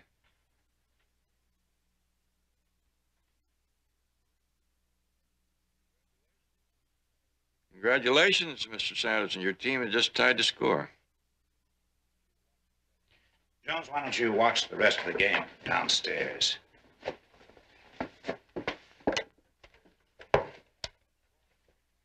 Tell Coach Gorman to give Frankie Hampton a rest. Play him in the next quarter.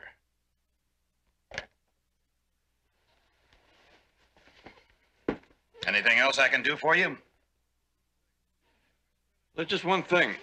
I spent an hour over at the National Cement Lab, and the chemist over there tells me that the odds against 2 bags of cement having identical contents are astronomical. Jones, you really make a living doing this? The way the chemist explained it to me, bags of cement are like fingerprints.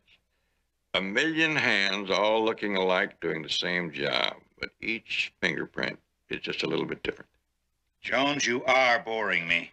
If a police lab matched chemically the bits of cement in those boots with the cement that's cradling Bailey out by the parking lot, that would prove that you were there last Sunday night working with that cement. Am I still boring you, Mr. Sanders? It may well be that you are walking around on the one piece of evidence that would convict you of the murder.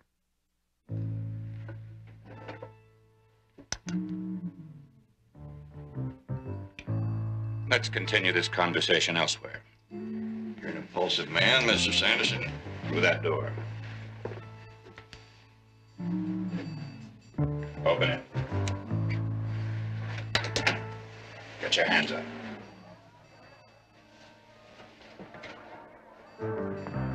You know, you're shooting with dice belonging to the house, Sanderson. Do I have a choice? Nope. By now, the police ought to have all access to your office covered. That's not even a good bluff. You know, your biggest mistake was in not keeping that door up there locked.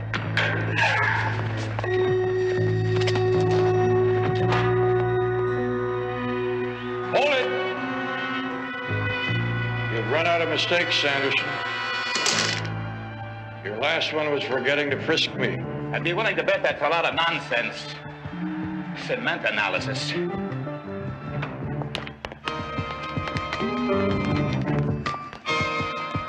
It's surprising how often you've been wrong. Come on.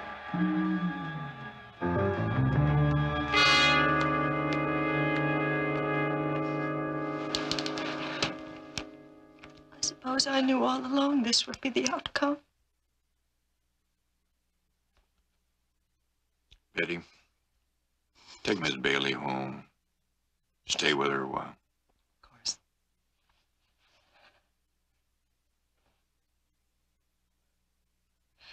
I'm glad it's out in the open now, sis. I've asked to talk to the commissioner, and I'll just take what counts. It's gonna be okay.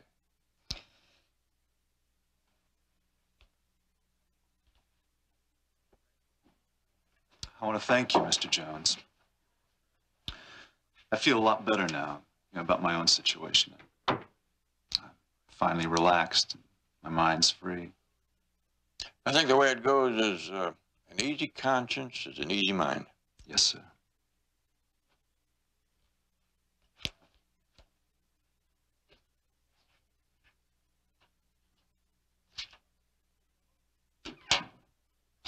Who's that by? My mother. She used to make up these sayings, tack them up over the fireplace, and we had to memorize them.